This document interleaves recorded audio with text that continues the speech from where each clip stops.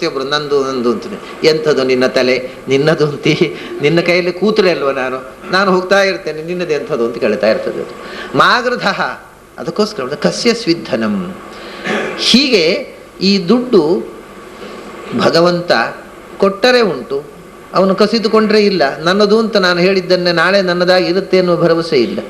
ಆದ್ದರಿಂದ ಇದ್ದಾಗ ಸುಖವಾಗಿ ಇರು, ಇಲ್ಲದೆ ಇದ್ದಾಗ ತಲೆಕೆಡಿಸಿಕೊಳ್ಳಬೇಡ ಅನ್ನತಕ್ಕಂಥ ಒಂದು ಎಚ್ಚರ. ಅಂದರೆ ಜೀವನದಲ್ಲಿ ತಾಳ್ಮೆಯನ್ನು, ಮೊದಲನ ಭಾವಾದ್ವೈತ ಏನನ್ನು ಕೊಟ್ಟಿತು? ಸಮದೃಷ್ಟಿಯನ್ನು ಕೊಟ್ಟಿತು, ತಟಸ್ಥತೆ. ಎರಡನೆಯ ದ್ರವ್ಯಾದ್ವೈತ ಅನ್ನೋದು ಜೀವನದಲ್ಲಿ ಸಹನೆಯನ್ನು ಕೊಡುತ್ತದೆ. ಎಂಥ ಕಷ್ಟದಲ್ಲೂ ಕೂಡ, ಎಂಥ ಬಡತನದಲ್ಲೂ ಕೂಡ ಅದನ್ನು ತಾಳಿಕೊಂಡು ಬದುಕತಕ್ಕಂಥ ಆತ್ಮವಿಶ್ವಾಸವನ್ನು, ಸಹನೆಯನ್ನು ಕೊಡುತ್ತೆ. ಆಮೇಲೆ ಇನ್ನೊಂದು, ಅದರ ಜೊತೆಗೆ ನನ್ನದು ಅಂತ ಅನ್ನೋ ಈಗೋವನ್ನು ತೆಗೆದುಬಿಡ್ತದೆ. ನನ್ನ ಸಂಪತ್ತು ಅನ್ನೋ ಈಗೋವನ್ನು ತೆಗೆದುಬಿಡ್ತದೆ. ಸಹನೆ ಅದರ ಜೊತೆಗೆ ಅಹಂಕಾರದ ನಾಶ. ಕ್ರಿಯಾದ್ವೈತದಲ್ಲಿಯೂ ಅಷ್ಟೇ, ನಾನು ನನಗೋಸ್ಕರ ಮಾಡ್ತೇನೆ ಅನ್ನೋದು ತತ್ಪುರುಷ. ಪ್ರತಿಯೊಂದು ಕ್ರಿಯೆಯೂ ಭಗವಂತನ ಆರಾಧನೆ ಅಂತ ಈ ಭಾವ ಬಂದಾಗ, ನಾನು ಮಾಡಿದೆ, ನನಗೋಸ್ಕರ ಮಾಡಿದೆ, ನನ್ನ ಹೆಂಡತಿ ಮಕ್ಕಳಿಗೋಸ್ಕರ ಮಾಡಿದೆ ಅನ್ನತಕ್ಕಂಥ ಈ ಈಗೋ ಹೊರಟು ಹೋಗುತ್ತೆ. ಹೀಗೆ ನಮ್ಮ ಮನಸ್ಸನ್ನು ತರಬೇತಿಗೊಳ್ಳತಕ್ಕಂಥ ಸೈಕೋಥೆರಪಿ ಇವೆಲ್ಲ. ಮುಖ್ಯ ಬೇಕಾದ್ದು ಸಮದೃಷ್ಟಿ, ತಾಳ್ಮೆ ಮತ್ತು ನಿರಹಂಕಾರತೆ, ನಿರ್ಮಮತೆ. ಇದನ್ನು ಕೊಡ್ತಕ್ಕಂಥ ಇವು ಮೂರು ಅನುಸಂಧಾನಗಳು ನಮ್ಮ ಮನಸ್ಸನ್ನು ತರಬೇತಿಗೊಳಿಸುವ ವಿಧಾನ ಅಷ್ಟೇ. ಇದು ಯಾವುದು ಮತ್ತೆ ಉಪಾಸನೆ ಅಲ್ಲ. ನಮ್ಮ ಮನಸ್ಸಿಗೆ ಹೇಗೆ ಟ್ರೈನಿಂಗ್ ಕೊಡಬೇಕು ಅನ್ನೋದು ಇದು ಥೆರಪಿ. ಇವು ಉಪಾಸನೆಗಳಲ್ಲ, ಸೈಕೋಥೆರಪಿ. ಮನಸ್ಸನ್ನು ಹೇಗೆ ನಾವು ಅಣಿಗೊಳಿಸಬೇಕು, ನಾವು ಯಶಸ್ವಿಯಾಗಿ ಬದುಕಬೇಕಾದ್ರೆ ಮನಸ್ಸನ್ನು ಹೇಗೆ ಟ್ರೈನ್ ಮಾಡಬೇಕು, ಅದನ್ನೇ ಗೀತೆಯಲ್ಲಿ ಕೃಷ್ಣ ಯತ್ಕರೋಷಿ ಯದಶ್ನಾಸಿ ಯಜ್ಜುಹೋಷಿ ದದಾಸಿ ಯತ್ ಯತ್ತಪಸ್ಯಸಿ ಕೌಂತೆಯ ತತ್ಕುರುಷ್ವ ಮದರ್ಪಣಂ. ಅದನ್ನೇ ಇನ್ನೂ ಅದ್ಭುತವಾಗಿ ಒಂದು ಕಡೆ ಹೇಳಿದೆ. ಇದೇ ಕ್ರಿಯಾದ್ವೈತವನ್ನು ಕರ್ಮಣ್ಯ ಕರ್ಮ ಯಃ ಪಶ್ಯೇತ್ ಅಕರ್ಮಣಿ ಚ ಕರ್ಮಯಃ ಸಬುದ್ಧಿಮಾನ್ ಮನುಷ್ಯೇಷು ಸಂಯುಕ್ತ ಕೃಷ್ಣ ಕರ್ಮಕೃತ ಅಂತ. ಎಲ್ಲಿ ಕರ್ಮ ಇದೆಯೋ ಅಲ್ಲಿ ಕರ್ಮ ಇಲ್ಲ, ಎಲ್ಲಿ ಕರ್ಮ ಇಲ್ಲವೋ ಅಲ್ಲಿ ಕರ್ಮ ಇದೆ ಅಂತ ತಿಳ್ಕೊ ಅಂದ. ಇದೇ ಕ್ರಿಯಾದ್ವೈತ. ಎಲ್ಲಿ ಕರ್ಮ ಇದೆಯೋ ಅಲ್ಲಿ ಯಾವ ಕರ್ಮವೂ ಇಲ್ಲ. ಅಂದರೆ ಕರ್ಮ ಇದೆ ಅಂದರೆ ನಾನು ಮಾಡಿದೆ, ಪ್ರತಿಯೊಬ್ಬರು ತಿಳ್ಕೊತಾನೆ. ಪ್ರತಿಯೊಬ್ಬರು ನನ್ನಲ್ಲಿ ಕರ್ತೃತ್ವ ಇದೆ ಅಂತ ತಿಳ್ಕೊಂಡಿದ್ದಾನೆ. ಎಲ್ಲಿ ಕರ್ಮ ಇದೆಯೋ ಅಂದರೆ ಎಲ್ಲಿ ಕರ್ತೃತ್ವ ಬುದ್ಧಿ ಇದೆಯೋ ಅಲ್ಲಿ ಕರ್ಮ ಇಲ್ಲ, ಅಲ್ಲಿ ಕರ್ತೃತ್ವ ಇಲ್ಲ. ನೀನು ಮಾಡಿದೆ ಅಂತ ತಿಳ್ಕೊಂಡಿದ್ದಿ, ನೀನೇನೂ ಮಾಡಲಿಲ್ಲ. ಇದೇ ಕ್ರಿಯಾದ್ವೈತ. ಎಲ್ಲ ಕ್ರಿಯೆಯನ್ನು ಮಾಡತಕ್ಕವ ಭಗವಂತನೇ. ಅವನ ಮೂಲಕ ಈ ಕ್ರಿಯೆಗಳು ನಡೀತಾ ಇದೆ. ನಾನು ಅದಕ್ಕೆ ಉಪಕರಣ ಮಾತ್ರ ಅಂತ ತಿಳ್ಕೊಂಡಾಗ ಈಗೋ ಹೊರಟು ಹೋಗುತ್ತೆ. ಕರ್ಮ ಇದ್ದಲ್ಲಿ ಕರ್ಮ ಇಲ್ಲ ಅಂತ ತಿಳ್ಕೊ, ಕರ್ಮ ಇಲ್ಲದಲ್ಲಿ ಕರ್ಮ ಇದೆ ಅಂತ ತಿಳ್ಕೊ ಅಂತ. ಎಲ್ಲಿ ಕರ್ಮ ಇಲ್ಲ, ಯಾವ ಕರ್ಮವನ್ನು ಮಾಡದವನು, ತನಗೋಸ್ಕರ ಯಾವುದೂ ಮಾಡದೆ ನಿರ್ಲೇಪನಾಗಿರ್ತಕ್ಕ ಭಗವಂತ, ಅವನಲ್ಲೇ ಎಲ್ಲ ಕರ್ಮ ಇರುವುದು. ಯಾರಲ್ಲಿ ಕರ್ಮ ಇಲ್ಲವೋ ಅಂದರೆ ಕರ್ಮಲೇಪ ಇಲ್ಲವೋ ಅವನಲ್ಲೇ ಕರ್ಮ ಇರುವುದು. ಯಾರಲ್ಲಿ ಕರ್ಮ ಇದೆಯೋ ಅಂದರೆ ಕರ್ಮಲೇಪ ಇದೆಯೋ ಅವನಲ್ಲಿ ಕರ್ಮ ಇಲ್ಲ. ಕರ್ಮ ಮಾಡದವನಿಗೆ ಕರ್ಮದ ಲೇಪ, ಕರ್ಮ ಮಾಡುವವನಿಗೆ ಕರ್ಮದ ಲೇಪ ಇಲ್ಲ ಅಂತಾನೆ ಕೃಷ್ಣ. ಎಲ್ಲ ಕರ್ಮ ಮಾಡುವ ಭಗವಂತ, ಆದರೆ ಅವನಿಗೆ ಕರ್ಮದ ಲೇಪವೇ ಇಲ್ಲ. He is detached. ಎಲ್ಲ ಮಾಡಿದ್ದೇನೆ ಅಂತ ಲೇಪ ಹಚ್ಚಿಕೊಳ್ಳೋರು ನಾವು, ನೀ ಏನೂ ಮಾಡೋದಿಲ್ಲ. ಹಾಗಾದರೆ ಮಾಡಿದ್ದರಿಂದ ಲೇಪ ಅಲ್ಲ, ಮಾಡಿದ್ದೇನೆ ತಿಳ್ಕೊಂಡದ್ರಿಂದ ಲೇಪ. ಆ ಈಗೋವನ್ನು ಬಿಟ್ಟುಬಿಟ್ರೆ ನಿನಗೂ ಕರ್ಮದ ಲೇಪ ತಪ್ಪುತ್ತೆ. ಇದು ಕರ್ಮದ ಕಾನ್ಸೆಪ್ಟ್ ಅಂತ ಕೃಷ್ಣ. ಕರ್ಮಣಿ ಅಕರ್ಮಯ ಪಶ್ಯೇತ್ ಅಕರ್ಮಣಿ ಚ ಕರ್ಮಯ ಸಬುದ್ಧಿಮಾನ್ ಅಂತ. ಯಾರು ಕರ್ಮ ಇದ್ದಲ್ಲಿ ಕರ್ಮ ಇಲ್ಲ ಅಂತ ತಿಳ್ಕೊಳ್ತಾನೋ, ಕರ್ಮ ಇಲ್ಲದಲ್ಲಿ ಕರ್ಮ ಇದೆ ಅಂತ ತಿಳ್ಕೊಳ್ತಾನೋ ಅವನೇ ಬುದ್ಧಿವಂತ ಅಂತ. ಉಳಿದವರು ದಡ್ಡರಿದ್ದಾರೆ ಅಂತ. ಕರ್ಮವನ್ನು ನೋಡಿ ಕರ್ಮ ಇದೆ ಅಂತ ತಿಳ್ಕೊಳ್ಳೋರು ದಡ್ಡರಿದ್ದಾರೆ. ಸಬುದ್ಧಿಮಾನ್ ಮನುಷ್ಯೇಷು. ಮತ್ತೆ ಅವನೇ ನಿಜವಾಗಿ ಕರ್ಮವನ್ನು ಮಾಡುವವ. ಅಂದರೆ ನಾನು ಏನೂ ಮಾಡ್ತಾ ಇಲ್ಲ ಅಂತ ತಿಳ್ಕೊಳ್ಳೋವನೇ ನಿಜವಾಗಿ ಕರ್ಮ ಮಾಡುವವನು. ನಾನೇನು ಮಾಡಿದೆ ಅಂತ ತಿಳ್ಕೊಂಡವನು ಏನೂ ಮಾಡೋದಿಲ್ಲ. ಇದೇ ಕ್ರಿಯಾದ್ವೈತ. ಎಲ್ಲ ಕರ್ಮವೂ ಭೂತ ಭಾವೋದ್ಭವಕರ ವಿಸರ್ಗ ಕರ್ಮ ಸಂಹಿತ. ಬಹಳ ಕಡೆ ಕೃಷ್ಣ ಇದನ್ನು ಬೇರೆ ಬೇರೆ ರೀತಿಯಿಂದ ಹೇಳ್ತಾನೆ ಗೀತೆಯಲ್ಲಿ. ಭೂತ ನಿಜವಾದ ಕರ್ಮ ಯಾವುದು ಅಂದರೆ ಭೂತ ಭಾವೋದ್ಭವಕರ ವಿಸರ್ಗ. ಈ ಪ್ರಪಂಚದ ಜಡ ಚೇತನಗಳ ಸೃಷ್ಟಿಗೆ ಕಾರಣವಾದಂಥ ಸೃಷ್ಟಿಯ ಆದಿ ಕರ್ಮವೇ ಕರ್ಮ, ಉಳಿದದ್ದೆಲ್ಲ ಕರ್ಮವೇ ಅಲ್ಲ. ಇದೇ ಕ್ರಿಯಾದ್ವೈತ. ಕ್ರಿಯಾದ್ವೈತವನ್ನು ನಾನಾ ಬಗೆಯಿಂದ ಹೇಳ್ತಾನೆ ಕೃಷ್ಣ. ಸೃಷ್ಟಿಗೆ ಮೂಲಭೂತವಾಗಿರತಕ್ಕ ಭಗವಂತನ ಸೃಷ್ಟಿ ಕ್ರಿಯೆಯೇ ಕರ್ಮ. ಅದರ ನಂತರ ನೀನು ನಾನು ಮಾಡುವ ಕರ್ಮಗಳು ಯಾವುದೂ ಕರ್ಮವೇ ಅಲ್ಲ ಅಂತ ತಿಳ್ಕೋ.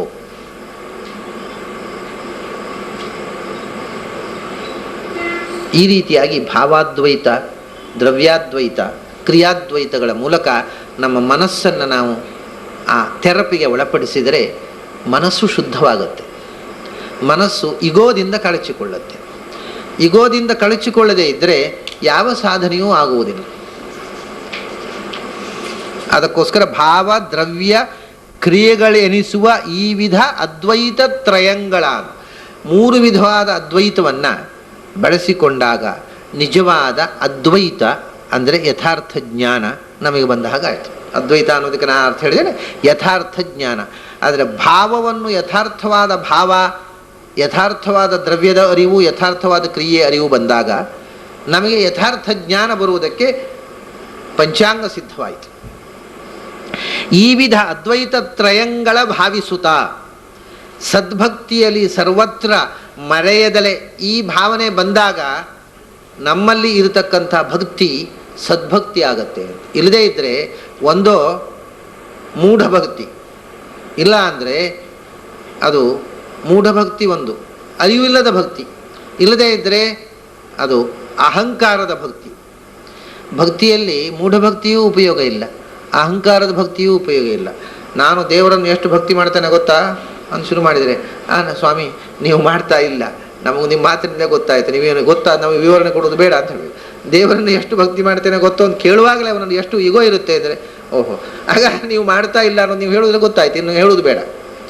ಅಂದರೆ ಯಾರು ನಾನು ದೇವರ ಭಕ್ತ ಅಂತ ಅಭಿಮಾನ ಅಂದರೆ ಅಹಂಕಾರದಿಂದ ಹೇಳಿದರೆ ಅದು ಭಕ್ತಿ ಆಗದೆ ಹೋಗುತ್ತೆ. ಇನ್ನು ಕೆಲವರಿಗೆ ಏನೂ ಗೊತ್ತಿಲ್ಲ, ಆದರೆ ದೇವರನ್ನು ಭಕ್ತಿ ಮಾಡಬೇಕು ಅಂತ ಎಲ್ಲ ಹೇಳ್ತಾರೆ, ಅದಕ್ಕೆ ನಾನು ಭಕ್ತಿ ಮಾಡ್ತೀನಪ್ಪ, ದೇವರು ದೊಡ್ಡವನಂತೆ, ನಮಗೆ ಗೊತ್ತಿಲ್ಲ. ಇದು ಮೂಢಭಕ್ತಿ. ಆದರೆ ಅಹಂಕಾರದ ಭಕ್ತಿಗಿಂತ ಮೂಢಭಕ್ತಿ ವಾಸಿ. ಕನಿಷ್ಠ ಅವನು ಈಗೋ ಆದರೂ ಇಲ್ಲ. ಅದರಲ್ಲಿ ಎಷ್ಟೋ ಸರ್ತಿ ನಾನು ಹೇಳೋದುಂಟು, ಓದಿದವರಿಗಿಂತ ದಡ್ಡರು ವಾಸಿ. ಎಜುಕೇಟೆಡ್ ಆಗಿರುವುದಕ್ಕಿಂತ ಅವನು ಇಲ್ಲಿಟ್ರೇಟ್ ಆಗೋದು ವಾಸಿ. ಏಕೆಂದರೆ ಅವನಿಗೆ ಅಹಂಕಾರ ಇರುವುದಿಲ್ಲ. ಕನಿಷ್ಠ ಇಲ್ಲದೇ ನಾವು ಶ್ವೇತಕೇತುವಿನ ಹಾಗೆ ಅಪ್ಪನಿಗೆ ನಮಸ್ಕಾರ ಮಾಡಬೇಕೋ ಬೇಡವೋ ಅಂತ ಕಾಣಲಿಕ್ಕೆ ಶುರುವಾದರೆ, ಕಲಿತು ಹೋದ ಮೇಲೆ ಎಷ್ಟು ದೊಡ್ಡ ದುರಂತ ಜೀವನದ್ದು ನಮಗೆ. ಅದಕ್ಕೋಸ್ಕರ ಹಿಂದೆ ನಾವು ಹೇಳೋದು ವಿದ್ಯಾ ದದಾತಿ ವಿನಯಂ. ನಾವು ಅಹಂಕಾರ ಕಳ್ಕೊಳ್ಳುವುದಕ್ಕೆ ವಿದ್ಯೆ ಸಾಧನ ಆಗಬೇಕು. ವಿದ್ಯೆ ಅಹಂಕಾರಕ್ಕೆ ಸಾಧನ ಆದರೆ ಅದು ಹೇಗೆ ವಿದ್ಯೆ ಆಗುತ್ತೆ? ಆ ರೀತಿ ನಾವು ಅಹಂಕಾರ ಕಳ್ಕೊಂಡಾಗ ಈ ಪ್ರಪಂಚದ ಮುಂದೆ ನಾವು ಎಷ್ಟು ವಿನೀತರಾಗಿ ಬಿಡ್ತೇವೆ, ಎಷ್ಟು ಸಣ್ಣ ವಸ್ತು ಆಗಿ ಬಿಡ್ತೇವೆ. ಪ್ರಪಂಚದ ಮುಂದೆಯೇ ಅಷ್ಟು ಸಣ್ಣ ವಸ್ತು, ಭಗವಂತನ ಮುಂದೆ ಏನು? ಅದು ನಿಜವಾದ ಭಕ್ತಿ. ಸದ್ಭಕ್ತಿ ಅಂದರೆ ಭಗವಂತನ ಎತ್ತರ ಮತ್ತು ನಾನು ಎಷ್ಟು ಆ ಅಂತರ, ಎಷ್ಟು ಕೆಳಗಿದ್ದೇನೆ ಅನ್ನುವ ಅಂತರ ತಿಳಿದಾಗ ಅದು ನಿಜವಾದ ಜ್ಞಾನಪೂರ್ವಕವಾದ ಸದ್ಭಕ್ತಿ ಅಂತ. ಆ ಅಹಂಕಾರಪೂರ್ವಕವಾದ ಭಕ್ತಿಯೂ ಸದ್ಭಕ್ತಿ ಅಲ್ಲ, ಅಥವಾ ಮೂಢಭಕ್ತಿ, ಜ್ಞಾನವಿಲ್ಲದ ಭಕ್ತಿಯೂ ಸದ್ಭಕ್ತಿ ಅಲ್ಲ. ಸದ್ಭಕ್ತಿಯಲ್ಲಿ ಸರ್ವತ್ರ ಮರೆಯದಲೇ ತಾವಕನು ತಾನೆಂದು. ಈ ಸದ್ಭಕ್ತಿ ನಮ್ಮಲ್ಲಿ ಬೆಳೆದಾಗ, ಅಂದರೆ ಭಗವಂತನ ಮೇಲೆ ಅನನ್ಯವಾದ ಪ್ರೀತಿ. ಸದ್ಭಕ್ತಿ ಅಂದರೆ ಏನು? ಭಕ್ತಿ ಅಂದರೆ ಪ್ರೀತಿಯೇ ತಾನೇ. ಪ್ರೀತಿಯನ್ನೇ ನಾವು ಭಕ್ತಿಯನ್ನು ನಾನು ಹಿಂದೆ ಹೇಳಿದ್ದೆ. ಈಗ ನಮಗಿಂತ ದೊಡ್ಡವರನ್ನು ಪ್ರೀತಿಸುವುದು, ಸಮಾನ ಸ್ಕಂಧರನ್ನು ಪ್ರೀತಿಸುವುದು, ನಮಗಿಂತ ಚಿಕ್ಕವರನ್ನು ಪ್ರೀತಿಸುವುದು ಅಂತ. ಪ್ರೀತಿಗೆ 3 ಮುಖಗಳು. ದೊಡ್ಡವರನ್ನು ಪ್ರೀತಿಸುವುದಕ್ಕೆ ಭಕ್ತಿ ಅಂತ ಹೇಳೋದು, ಸಮಾನ ಸ್ಕಂಧರನ್ನು ಪ್ರೀತಿಸುವುದಕ್ಕೆ ಸ್ನೇಹ ಅಂತ ಹೇಳೋದು, ಚಿಕ್ಕವರನ್ನು ಪ್ರೀತಿಸುವುದಕ್ಕೆ ವಾತ್ಸಲ್ಯ ಅಂತ ಹೇಳೋದು. ಇವು ಬೇರೆ ವಸ್ತುಗಳಲ್ಲ, ಶಬ್ದಗಳು ಬೇರೆ ಅಷ್ಟೇ. ನಮಗಿಂತ ಚಿಕ್ಕವರನ್ನು ಪ್ರೀತಿಸ್ತೇವೆ ನಾವು, ಮಕ್ಕಳನ್ನು. ಅವು ಏನು ಹೇಳ್ತೇವೆ? ತಂದೆ ತಾಯಿಗಳಿಗೆ ಮಕ್ಕಳ ಮೇಲೆ ತುಂಬ ವಾತ್ಸಲ್ಯ, ಭಕ್ತಿ. ಮಕ್ಕಳ ಮೇಲೆ ತಂದೆ ತಾಯಿಗೆ ತುಂಬ ಭಕ್ತಿ ಅಂತ ಹೇಳಿದ್ರೆ ನಗ್ತಾರೆ ಜನ ಅಷ್ಟೇ. ಅದು ವಿಷಯ ಹೌದು, ಅದು ಭಕ್ತಿಯೇ. ಆದರೆ ಭಕ್ತಿ ಅನ್ನುವಲ್ಲಿ ಬರೇ ಪ್ರೀತಿಯಲ್ಲ, ರೆವರೆನ್ಸ್, ಡಿವೋಷನ್. ಆ ಒಂದು ಗೌರವಪೂರ್ವಕವಾದ ಪ್ರೀತಿ ಇದೆ, ಇದರಲ್ಲಿ ಮಮತೆ, ಕಾರುಣ್ಯಪೂರ್ವಕವಾದ ಪ್ರೀತಿ ಇದೆ, ಅಲ್ಲಿ ಸಮಾನ ಸ್ಕಂಧತೆಯ ಪ್ರೀತಿ ಇದೆ ಅಷ್ಟೇ. ಭಕ್ತಿ ಅಂದರೆ ಪ್ರೀತಿಯೇ, ಪ್ರೀತಿಯ ಜೊತೆಗೆ ಗೌರವ ಇದೆ, ರಿಸ್ಪೆಕ್ಟ್, ಲವ್ ವಿತ್ ರಿಸ್ಪೆಕ್ಟ್. ಹಾಗಾಗಿ ಸದ್ಭಕ್ತಿಯಲ್ಲಿ ಸರ್ವತ್ರ ಮರೆಯದಲೇ ತಾವಕನು ತಾನೆಂದು ಈ ಎಚ್ಚರ ಬಂದಾಗ ಭಾವಾದ್ವೈತ, ಇಡೀ ಪ್ರಪಂಚ ಅದರ ಹಿಂದೆ ಇರತಕ್ಕ ಶಕ್ತಿ ಭಗವಂತ, ಅದು ಭಾವಾದ್ವೈತ ಆಯಿತು. ಆಮೇಲೆ ಇಡೀ ಸಂಪತ್ತು ಅದು ಭಗವಂತನಿಗೆ ಸಂಬಂಧಪಟ್ಟದ್ದು, ದ್ರವ್ಯಾದ್ವೈತ. ಅದು ಇಡೀ ಕ್ರಿಯೆ ಅದು ಭಗವಂತನ ಆರಾಧನೆ ಮತ್ತು ಎಲ್ಲ ಕ್ರಿಯೆಯನ್ನು ಮಾಡುವವನು ಅವನೇ, ಉಳಿದವರು ಯಾರೂ ಏನೂ ಮಾಡ್ತಾ ಇಲ್ಲ, ಕ್ರಿಯಾದ್ವೈತ. ಇದು ಗೊತ್ತಾದಾಗ ಅವನನ್ನು ಬಿಟ್ಟು ಯಾವುದಕ್ಕೂ ಯಾವ ಅಸ್ತಿತ್ವವೂ ಇಲ್ಲ. ಆದ್ದರಿಂದ ತಾವಕನು ತಾನು ಮಮತೆ ಬರಬೇಕು. ಆವಾಗ ಮಮಕಾರ ಬರಬೇಕು. ಏನು ಮಮಕಾರ ಅಂದರೆ ನನ್ನದೆಲ್ಲವೂ ನಿನ್ನದು. ತಾವಕನು ಇಲ್ಲಿ ಮಮ ಮಮ ಅಂತಿದ್ದದ್ದು ತವಾ ತವಾ ಆಗಿಬಿಡ್ಬೇಕು ಅಂತ. ನನ್ನದು ನನ್ನದು ಅಂತಿದ್ದದ್ದು ನಿನ್ನದು ನಿನ್ನದು ಅಂತ. ತಾವಕ ಅಂದರೆ ನಿನಗೆ ಸಂಬಂಧಪಟ್ಟದ್ದು ಅಂತ. ಇಷ್ಟರ ತನಕ ನಾನು ನನಗೆ ಸಂಬಂಧಪಟ್ಟದ್ದು ಅಂತ ಏನನ್ನೆಲ್ಲ ತಿಳ್ಕೊಂಡಿದ್ದೆ ಅದೆಲ್ಲ ನಿನಗೆ ಸಂಬಂಧಪಟ್ಟದ್ದು, ಮತ್ತು ನಾನು ಕೂಡ ನಿನಗೆ ನಿನ್ನವನು, ನಾನು ಕೂಡ ನಿನ್ನವನು. ಈ ಒಂದು ಸ್ತೋತ್ರ ವಿಷ್ಣು ಸ್ತುತಿ ಬಹಳ ವಿಚಿತ್ರ. ಇಡೀ ಪ್ರಪಂಚ ಸುಳ್ಳು, ಜೀವನೂ ಬ್ರಹ್ಮನೂ ಒಂದೇ ಅಂತ ಹೇಳಿದ ಶಂಕರಾಚಾರ್ಯರು ಒಂದು ವಿಷ್ಣು ಸ್ತುತಿ ಮಾಡಿದ್ದಾರೆ. ಅದರಲ್ಲಿ ಇದೇ ಹೇಳ್ತಾರೆ, ನಾನು ತಾವಕ, ನಾನು ನಿನ್ನವ ಅಂತ ನಾನು ನಿನಗೆ ಶರಣಾಗಿದ್ದೇನೆ, ನನ್ನ ಉದ್ಧಾರ ಮಾಡು ಅಂತ ಹೇಳ್ತಾರೆ. ಯತ್ ಸತ್ಯಪಿ ಭೇದಾಪಗಮೇ ನಾಥ ತವಾಹಂ ನಮಾಮಕೀನಸ್ತ್ವಂ. ಸತ್ಯಪಿ ಭೇದಾಪಗಮೇ, ವಸ್ತುತಃ ನೀನು ನಾನು ಬೇರೆ ಅಲ್ಲ, ಆದರೂ ನಾನು ನಿನ್ನವ ಹೊರತು ನೀನು ನನ್ನವನಲ್ಲ ಅಂತ ಅಂದ್ಬಿಡ್ತಾರೆ. ನಾಥ ತವಾಹಂ, ನಿನ್ನ ಸೊತ್ತು ನಾನು. ಹೇಗೆ ಅಂದರೆ ಸಮುದ್ರೋಹಿತ ರಂಗ ಕ್ವಚನ ಸಮುದ್ರೋನ ತಾರಂಗ. ತೆರೆ ಸಮುದ್ರದ್ದು ಹೊರತು ಸಮುದ್ರ ತೆರೆಯದ್ದಲ್ಲ. ನಾನು ಬರಿಯ ತೆರೆ, ನೀನು ಸಮುದ್ರ. ಸಮುದ್ರವು ತೆರೆಯೂ ಒಂದೇ, ಅದರಿಂದ ನಾನು ನೀನು ಒಂದೇ ಅಂತ ಅಂದ್ಬಿಡ್ತಾರೆ ಕಡೆ. ಆದರೂ ಹಾಗೆ ಹೇಳುವಾಗಲೂ ಕೂಡ ನಾನು ನಿನ್ನವ, ನಾನು ಒಂದು ಸಣ್ಣ ತೆರೆ, ನೀನು ದೊಡ್ಡ ಸಮುದ್ರ. ನಿನ್ನ ತೆರೆ ನಾನು ಹೊರತು ತೆರೆಯ ಸಮುದ್ರ ಅಲ್ಲ, ಸಮುದ್ರದ ತೆರೆ ಹೇಳಿ ಆಮೇಲೆ ಏನು ಹೇಳ್ತಾರೆ ಗೊತ್ತೋ ಇದರ ಮುಂದಿನ ಶ್ಲೋಕ. ನಾರಾಯಣ ಕರುಣಾಮಯ ಶರಣಂ ಕರವಾಣಿ ತಾವಕವು ಚರಣವು ಇತಿ ಷಟ್ಪದಿ ಮದೀಯೇ ವದನ ಸರೋಜೇ ಸದಾ ವಸತು. ನನ್ನ ಬದುಕಿನೋದಕ್ಕೆ ಈ 6 ಶಬ್ದಗಳು ನನ್ನ ಬಾಯಲ್ಲಿ ಉಳಿಯಲಿ ಅಂತ. ಏನು? ನಾರಾಯಣ ಕರುಣಾಮಯ ಶರಣಂ ಕರವಾಣಿ ತಾವಕವು ಚರಣವು. ನಿನ್ನ ಪಾದ ನನ್ನ ಜೀವನದಲ್ಲಿ ಶರಣವಾಗಲಿ, ಸದಾ ಈ 6 ಶಬ್ದಗಳು ನನ್ನ ಬಾಯಲ್ಲಿ ಇರಲಿ. ಇದು ಷಟ್ಪದಿ ಮದೀಯೇ ವದನ. ಬಹಳ ಸ್ವಾರಸ್ಯ ಅದು. ಷಟ್ಪದಿ ಅಂದರೆ ಭ್ರಮರ, ಷಟ್ಪದಿ ಅಂದರೆ 6 ಶಬ್ದಗಳು.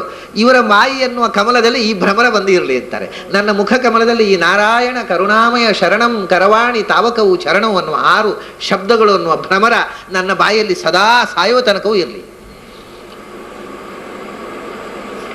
ಅದೇ ತಾವಕನು ಅಂತಂದಾಗ ಎಲ್ಲವನ್ನು ನಿರಾಕರಣೆ ಮಾಡಿದವರಿಗೂ ಕೊನೆಗೆ ನಾನು ನಿನ್ನವ ಅಂತ ಹೇಳಬೇಕಾಯ್ತು ಶಂಕರಾಚಾರ್ಯ. ನಾರಾಯಣ ನಾನು ನಿನ್ನವ, ತಾವಕನು ತಾನೆಂದು ಪ್ರತಿದಿನ ಸೇವಿಸುವ ಭಕ್ತರಿಗೆ. ಹಾಗೆ ಭಗವಂತನನ್ನ ನಾನು ನಿನ್ನವ, ತವಾಹಂ ತವಾಹಂ, ಮಮ ಮಮ ಬಿಟ್ಟು ತವಾ ತವಾ ಶುರು ಮಾಡ್ರಿ ಅಂತ. ತವಾ ಅಂದರೆ ನಿನ್ನ ಅಂತ, ಮಮ ಅಂದರೆ ನನ್ನ ಸಂಸ್ಥೆಯಲ್ಲಿ. ನಾವು ಸಾಮಾನ್ಯವಾಗಿ ಯಾರ್ಯಾರಿಗೋ ಹೇಳ್ಕೊಳ್ತಾ ಇರ್ತೀವಿ, ಕಾಗದ ಬರೆಯುವಾಗೆಲ್ಲ ಎಂಥ ನಿಜಗೂ ಯುವರ್ಸ್ ಸಿನ್ಸಿಯರ್ಲಿ ಯುವರ್ಸ್. ಅದನ್ನು ಯುವರ್ಸ್ ಅಂತ ದೇವರಿಗೆ ಮಾತ್ರ ಹೇಳಬೇಕು, ಇನ್ನು ಯಾರಿಗೆ ಹೇಳಬಾರದು. ಐ ಆಮ್ ಯುವರ್ಸ್, ನಾನು ನಿನ್ನವನು ಅಂತ ಯಾರ್ಯಾರಿಗೋ ಕಾಗದದಲ್ಲಿ ಬರೀತೇವೆ, ದೇವರ ಹತ್ರ ಒಂದ್ಸರ್ತಿ ಹೇಳೋಲ್ಲ. ನಾಥ ತವಾಹಂ ಅಂತ, ನಾನು ನಿನ್ನವನು ನಾನು ನಿನ್ನವನು. ತಾವಕನು ತಾನೆಂದು ಪ್ರತಿದಿನ ಸೇವಿಸುವ ಭಕ್ತರಿಗೆ ಈ ಭಾವದಿಂದ ನಾನು ನಿನ್ನವನು ಅಂತ ಭಗವಂತರ ಹೇಳ್ತಾ ಇದ್ದರೆ ಅವನು ತನ್ನನು ಈವ. ನಾನು ನಿನ್ನ ಸೊತ್ತು ನಾನು ನಿನ್ನ ಸೊತ್ತು ಅಂತ ಹೇಳಿದರೆ ದೇವರಿತಾನೆ, ಅಲ್ಲಪ್ಪ ನೀನು ನನ್ನ ಸೊತ್ತಲ್ಲ ನಾನು ನಿನ್ನ ಸೊತ್ತು ಅಂತಾನಂತೆ ದೇವರು. ನಾನೇ ನಿನ್ನ ಸೊತ್ತು ಅಂತ. ಅಹಂ ಭಕ್ತ ಪರಾಧೀನ, ಇಡೀ ಜಗತ್ತು ನನ್ನ ಅಧೀನ, ನಾನು ಭಕ್ತರಿಗೆ ಅಧೀನ. ಅಂಬರೀಷನ ಕಥೆ ಇದನ್ನೇ ಹೇಳುವುದು. ಅಂಬರೀಷ ಉಪಾಖ್ಯಾನ ನೀವು ಕೇಳಿರಬಹುದು, ಭಾಗವತದಲ್ಲಿ ಬಹಳ ಅದ್ಭುತವಾದಂಥ ಕಥೆ ಅದು. ಅಂಬರೀಷ ಅವನು ಏಕಾದಶಿ ವ್ರತ ದೀಕ್ಷೆ ಮಾಡಿದವನು. ದ್ವಾದಶಿ ದಿವಸ ಪಾರಣೆ ಮಾಡಬೇಕು. ಆವಾಗ ದುರ್ವಾಸರು ಬಂದುಬಿಡ್ತಾರೆ. ಮಧ್ಯಾಹ್ನ ಇವತ್ತು ದ್ವಾದಶಿ ಪಾರಣೆಗೆ ನಾನು ಬರ್ತೇನೆ. ನಾನು ಬರ್ತೀನಿ. ಆಯ್ತಪ್ಪ ಬರ್ರಿ, ಇವತ್ತು ದ್ವಾದಶಿ, ಒಬ್ಬ ಅತಿಥಿ ಸಂತೋಷ. ಬೇಕು ಅಂತ ಅವನು ಪಾರಣ ಮಾಡಬೇಕು, ಇವನು ಪೂಜೆ ಮಾಡಿ ತೀರ್ಥ ಹಿಡ್ಕೊಂಡು ಕೂತಿದ್ದಾನೆ, ಬರೋದಿಲ್ಲ. ದುರ್ವಾಸರು ವಿಳಂಬ ಮಾಡ್ತಾರೆ. ಅದು ಪಾಲನೆ ಮಾಡಬೇಕಾದಂಥ ಕಾಲ ಅತಿಕ್ರಮ ಆಗುತ್ತೆ, ಏನು ಮಾಡೋದು ಅಂತ ಯೋಚನೆ ಮಾಡ್ತಾನೆ ಅಂಬರೀಷ. ಕಡೆ ಯೋಚನೆ ಮಾಡಿದ, ಊಟ ಮಾಡಬಾರದು. ಯಾಕೆಂದರೆ ಅತಿಥಿಗಳು ಬರದೆ ನಾವು ಉಂಡು ಅತಿಥಿಗಳಿಗೆ ಬಡಿಸಬಾರದು, ಊಟ ಮಾಡಬಾರದು. ಹಾಗಾದರೆ ಪಾರಣದ ಕಾಲ ಮೀರುತ್ತಲ್ಲ, ಏನು ಮಾಡಬೇಕು? ಊಟ ಮಾಡಬೇಕು. ಊಟ ಮಾಡಬೇಕು, ಆದರೆ ಊಟ ಮಾಡಬಾರದು, ಆ ಥರ ಮಾಡಬೇಕು. ಏನು ಮಾಡೋದು ಅಂತ ಯೋಚನೆ ಮಾಡಿದ. ಕಡೆಗೆ ಒಂದು ಲೋಟ ನೀರು ಕುಡ್ದ. ಪಾರಣದ ಸಮಯದಲ್ಲಿ ಪಾರಣದ ಫಲ ಬರಬೇಕು ಅನ್ನೋದಕ್ಕೆ ನೀರು ಕುಡ್ದ. ಊಟ ಮಾಡಬಾರದು, ಅವ್ರು ಬಂದ ಮೇಲೆ ಮಾಡೋದಂತ. ಯಾಕೆಂದರೆ ಶಾಸ್ತ್ರದಲ್ಲಿ ಹೇಳ್ತಾರೆ, ನೀರು ಅಶಿತಾ ನಶಿತಾ ಆಪಹ ಯಸ್ಮಾದಾಪೋ ವಿದ್ವದ್ಭಿರೀರಿತಾ. ಅದು ಅಶಿತ ಅನಶಿತ ಅಂತ. ನೀರು ಕುಡಿದ್ರೆ ಉಂಡ ಹಾಗೂ ಆಯಿತು,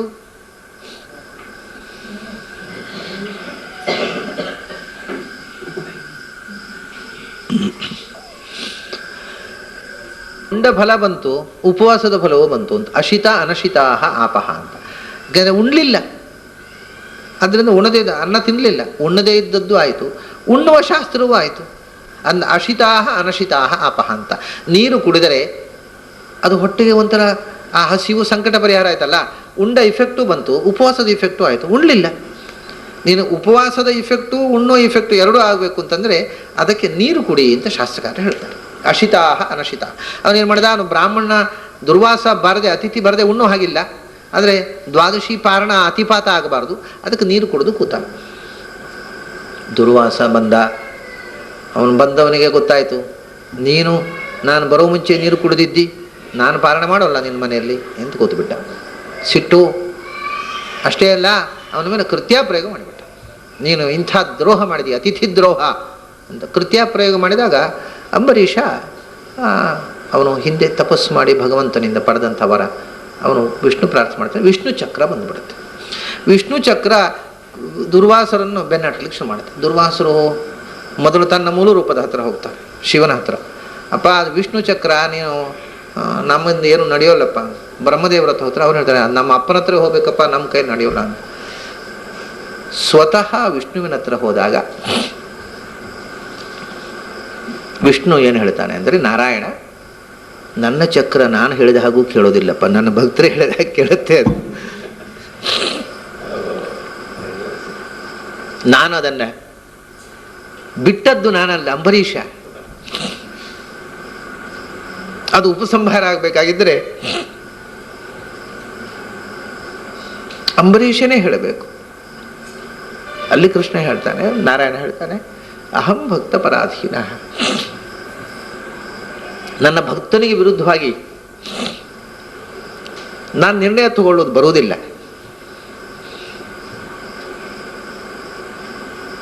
ಕಡೆಗೆ ದುರ್ವಾಸರು ಉಪಾಯ ಇಲ್ಲದೆ ಯಾರ ವಿರುದ್ಧ ಜಗಳಾಡಿ ಹೋಗಿದ್ರು ಅವನ ಹತ್ರವೇ ಬರ್ತಾರೆ, ಅಪ್ಪ ನನ್ನನ್ನು ಪಾರ ಮಾಡು ಈ ಚಕ್ರದಿಂದ. ಅಂಬರೀಷ ಪ್ರಾರ್ಥನೆ ಮಾಡ್ತಾನೆ, ಚಕ್ರ ಉಪಸಂಹಾರ ಆಗುತ್ತೆ. ಅದು ಒಂದು. ಇನ್ನೊಂದು ಭಕ್ತ ಪರಾಧೀನತ್ವಕ್ಕೆ ಭಾಗವತಲ್ಲಿ ಜಯ ವಿಜಯರಿಗೆ ಸನಕಾದಿಗಳು, ಸನಕ, ಸನಂದನ, ಸನಾತನ, ಸನತ್ಕುಮಾರ 4 ಹುಡುಗರು. ಇವರು ಚಿಕ್ಕ ಮಕ್ಕಳ ಹಾಗೆ 7-8 ವರ್ಷ, ಯಾವಾಗಲೂ 7-8 ವರ್ಷದ ಮಕ್ಕಳ ಹಾಗೆ ಇವರು, ಇನ್ನು ಜಸ್ಟ್ ಉಪನಯನ ಆದ ಒಟ್ಟುಗಳ ಹಾಗೆ ಕಾಣಿಸ್ಕೊಳ್ಳೋರಂತೆ. ಅವರು ಜಯ ವಿಜಯರು ತಡೆದು ಬಿಟ್ರು ಇವರನ್ನು. ತಡೆದು ಬಿಟ್ಟಾಗ ನೀವು 3 ಇದರಲ್ಲಿ ನೀವು ಭೂಮಿಯಲ್ಲಿ ಹುಟ್ಟ್ರಿ ಅಂತ ಶಾಪ ಕೊಟ್ಟುಬಿಟ್ರು. ಶಾಪ ಕೊಟ್ಟ ಮೇಲೆ ಈ ಸುದ್ದಿ ತಿಳಿದು ಭಗವಂತ ಬರ್ತಾನೆ, ಸನಕಾದಿಗಳಿಗೆ ದರ್ಶನ ಕೊಡ್ತಾನೆ. ಆಗ ಸನಕಾದಿಗಳಿಗೆ ನಾಚಿಕೆ ಆಗತ್ತೆ. ಅಲ್ಲ, ಭಗವಂತನನ್ನು ಕಾಣ್ಲಿಕ್ಕೆ ಬಂದು ನಾವು ಕೋಪಕ್ಕೆ ಒಳಗಾದಿವಲ್ಲ, ಕಾಮಕ್ರೋಧ ಗೆಲ್ಲದೆ ಭಗವಂತನ ಹತ್ರ ಬಂದು ಕೂಡ ನಾವು ಕಾಮಕ್ರೋಧವನ್ನು ಗೆಲ್ಲಿಲ್ಲ, ಷಡ್ವೈರಿಗಳನ್ನು ಗೆಲ್ಲಿಲ್ಲ ಅಂತ ಆಯ್ತಲ್ಲ. ನಾವು ಕ್ರೋಧಕ್ಕೆ ಒಳಗಾಗಿಬಿಟ್ಟೆವು, ನಮ್ಮಿಂದ ಅಪರಾಧ ಆಯಿತು, ಕ್ಷಮಿಸು ಅಂತಾರೆ ಸನಕಾದಿಗಳು. ಆಗ ಭಗವಂತ ಹೇಳ್ತಾನೆ, ನಿಮ್ಮಿಂದ ಅಪರಾಧ ಆದದ್ದಲ್ಲ, ನನ್ನ ಪರಿವಾರದವರಿಂದ ಆದ ಅಪರಾಧಕ್ಕೆ ನಾನು ಹೊಣೆಗಾರ, ನನ್ನಿಂದ ಅಪರಾಧ ಆಯಿತು. ಅದಕ್ಕೆ ಅವರಿಗೆ ಶಿಕ್ಷೆ ಆಗಬೇಕು, ಅದು ನನ್ನ ಸಂಕಲ್ಪ. ನನ್ನ ಸಂಕಲ್ಪ ನಿಮ್ಮ ಬಾಯಿಂದ ಬಂತು ಅಷ್ಟೇ.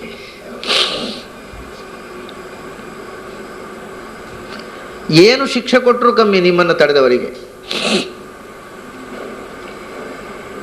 ಅಲ್ಲಿ ಒಂದು ಮಾತು ಹೇಳ್ತಾನೆ ಕೃಷ್ಣ ಭಗವಂತ, ಛಿಂದ್ಯಾಂ ಸ್ವಬಾಹುಮಪಿ ವಃ ಪ್ರತಿಕೂಲ ವೃತ್ತಿಂ. ಒಂದು ವೇಳೆ ನನ್ನ ಭಕ್ತರಿಗೆ ವಿರುದ್ಧವಾಗಿ ನನ್ನ ತೋಳು ನಡ್ಕೊಂಡ್ರೆ ಅದನ್ನು ಕಡ್ದು ಹಾಕ್ತೇನೆ ನಾನು ಅಂತ.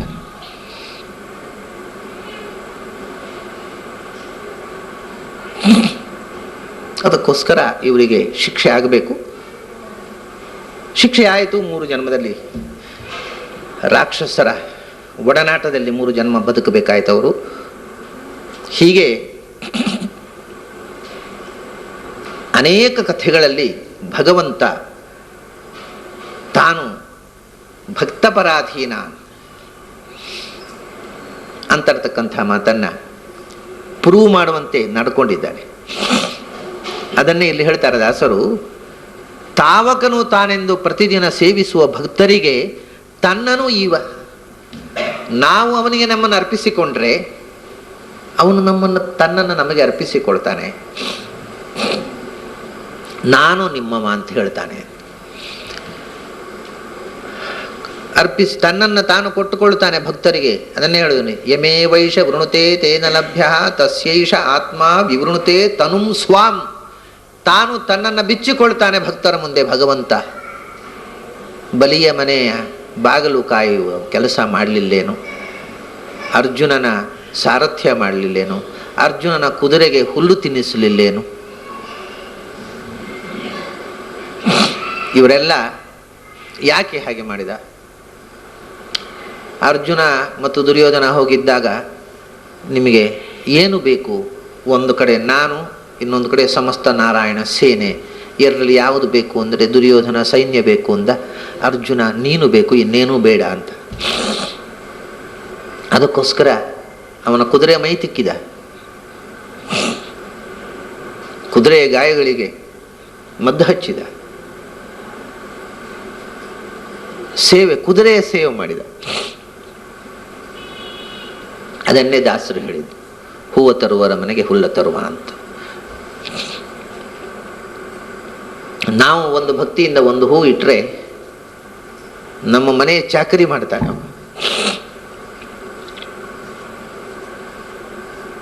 ಸೇವಿಸುವ ಭಕ್ತರಿಗೆ ತನ್ನನು ಈವ ಇತ್ತು ಏನು ಮಾಡ್ತಾನೆ? ಕಾವ.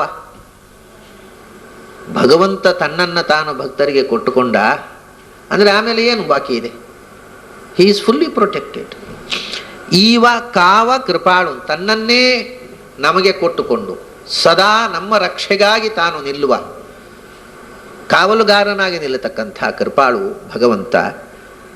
ಹೇಗೆ ಅಂದರೆ ಅದಕ್ಕೆ ಅರ್ಜುನ ಅಥವಾ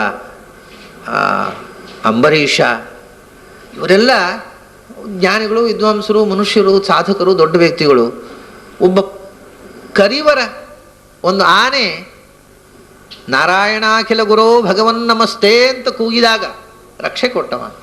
ಪ್ರಾಣಿ ಮಾತ್ರಕ್ಕೆ ಕರಿವರ ಗೊಲಿದ ತೆರನಂತೆ ಆ ಆನೆ ಅಂತಸ್ಸರೆ ಸುರುಬಲೇನ ಪದೇ ಗೃಹೀತ ಗ್ರಾಹೇಣ ಯೂಥಪತಿ ರಂಬುಜಹಸ್ತಾರ್ಥ ಆಹೇದಮಾದಿ ಪುರುಷಾಖಿಲ ಲೋಕನಾಥ ತೀರ್ಥಶವ ಶ್ರವಣ ಮಂಗಳ ನಾಮಧೇಯ. ಆನೆ ನೀರಿಗೆ ಇಳಿದಿದೆ, ನೀರು ಕುಡಿಯಬೇಕು ಅಂತ. ಆ ನೀರು ಕುಡಿಬೇಕು ಅಂತ ತಿಳಿದಾಗ ಕಾಲನ್ನು ಮೊಸಳೆ ಹಿಡಿದಿದೆ. ಮೊಸಳೆಯಿಂದ ತಪ್ಪಿಸಿಕೊಂಡು ಕಾಲನ್ನು ಮೇಲಕ್ಕೆ ಎಳೀಬೇಕು ಅಂತ ಆನೆ ಮೇಲಕ್ಕೆ ಎಳೀತಾ ಇದೆ, ಮೊಸಳೆ ಕೆಳಕ್ಕೆ ಎಳೀತಾ ಇದೆ. ಎಷ್ಟು ಹೊತ್ತು ಹೋರಾಡಿದರೂ ಬಹಳ ಕಾಲಗಳು ಹೇಳ್ತಾರೆ ಅಲ್ಲಿ. ಅದನ್ನೆಲ್ಲ ಈಗ ಬಿಡೋಣ ಈ ಕಥೆಯಲ್ಲಿ. ಅದನ್ನು ಹೇಳಿಬಿಟ್ರೆ ಮತ್ತೆ ಅದಕ್ಕೆ ಅರ್ಥ ಹೇಳಬೇಕಾಗುತ್ತೆ. ಎಷ್ಟೋ ಸಮಯ ಅಂದರೆ ವರ್ಷಗಳ ಕಾಲ ಅವು ಎಳೆದಾಟ ನಡೆದದ್ದು ಎಲ್ಲ ಇದೆ.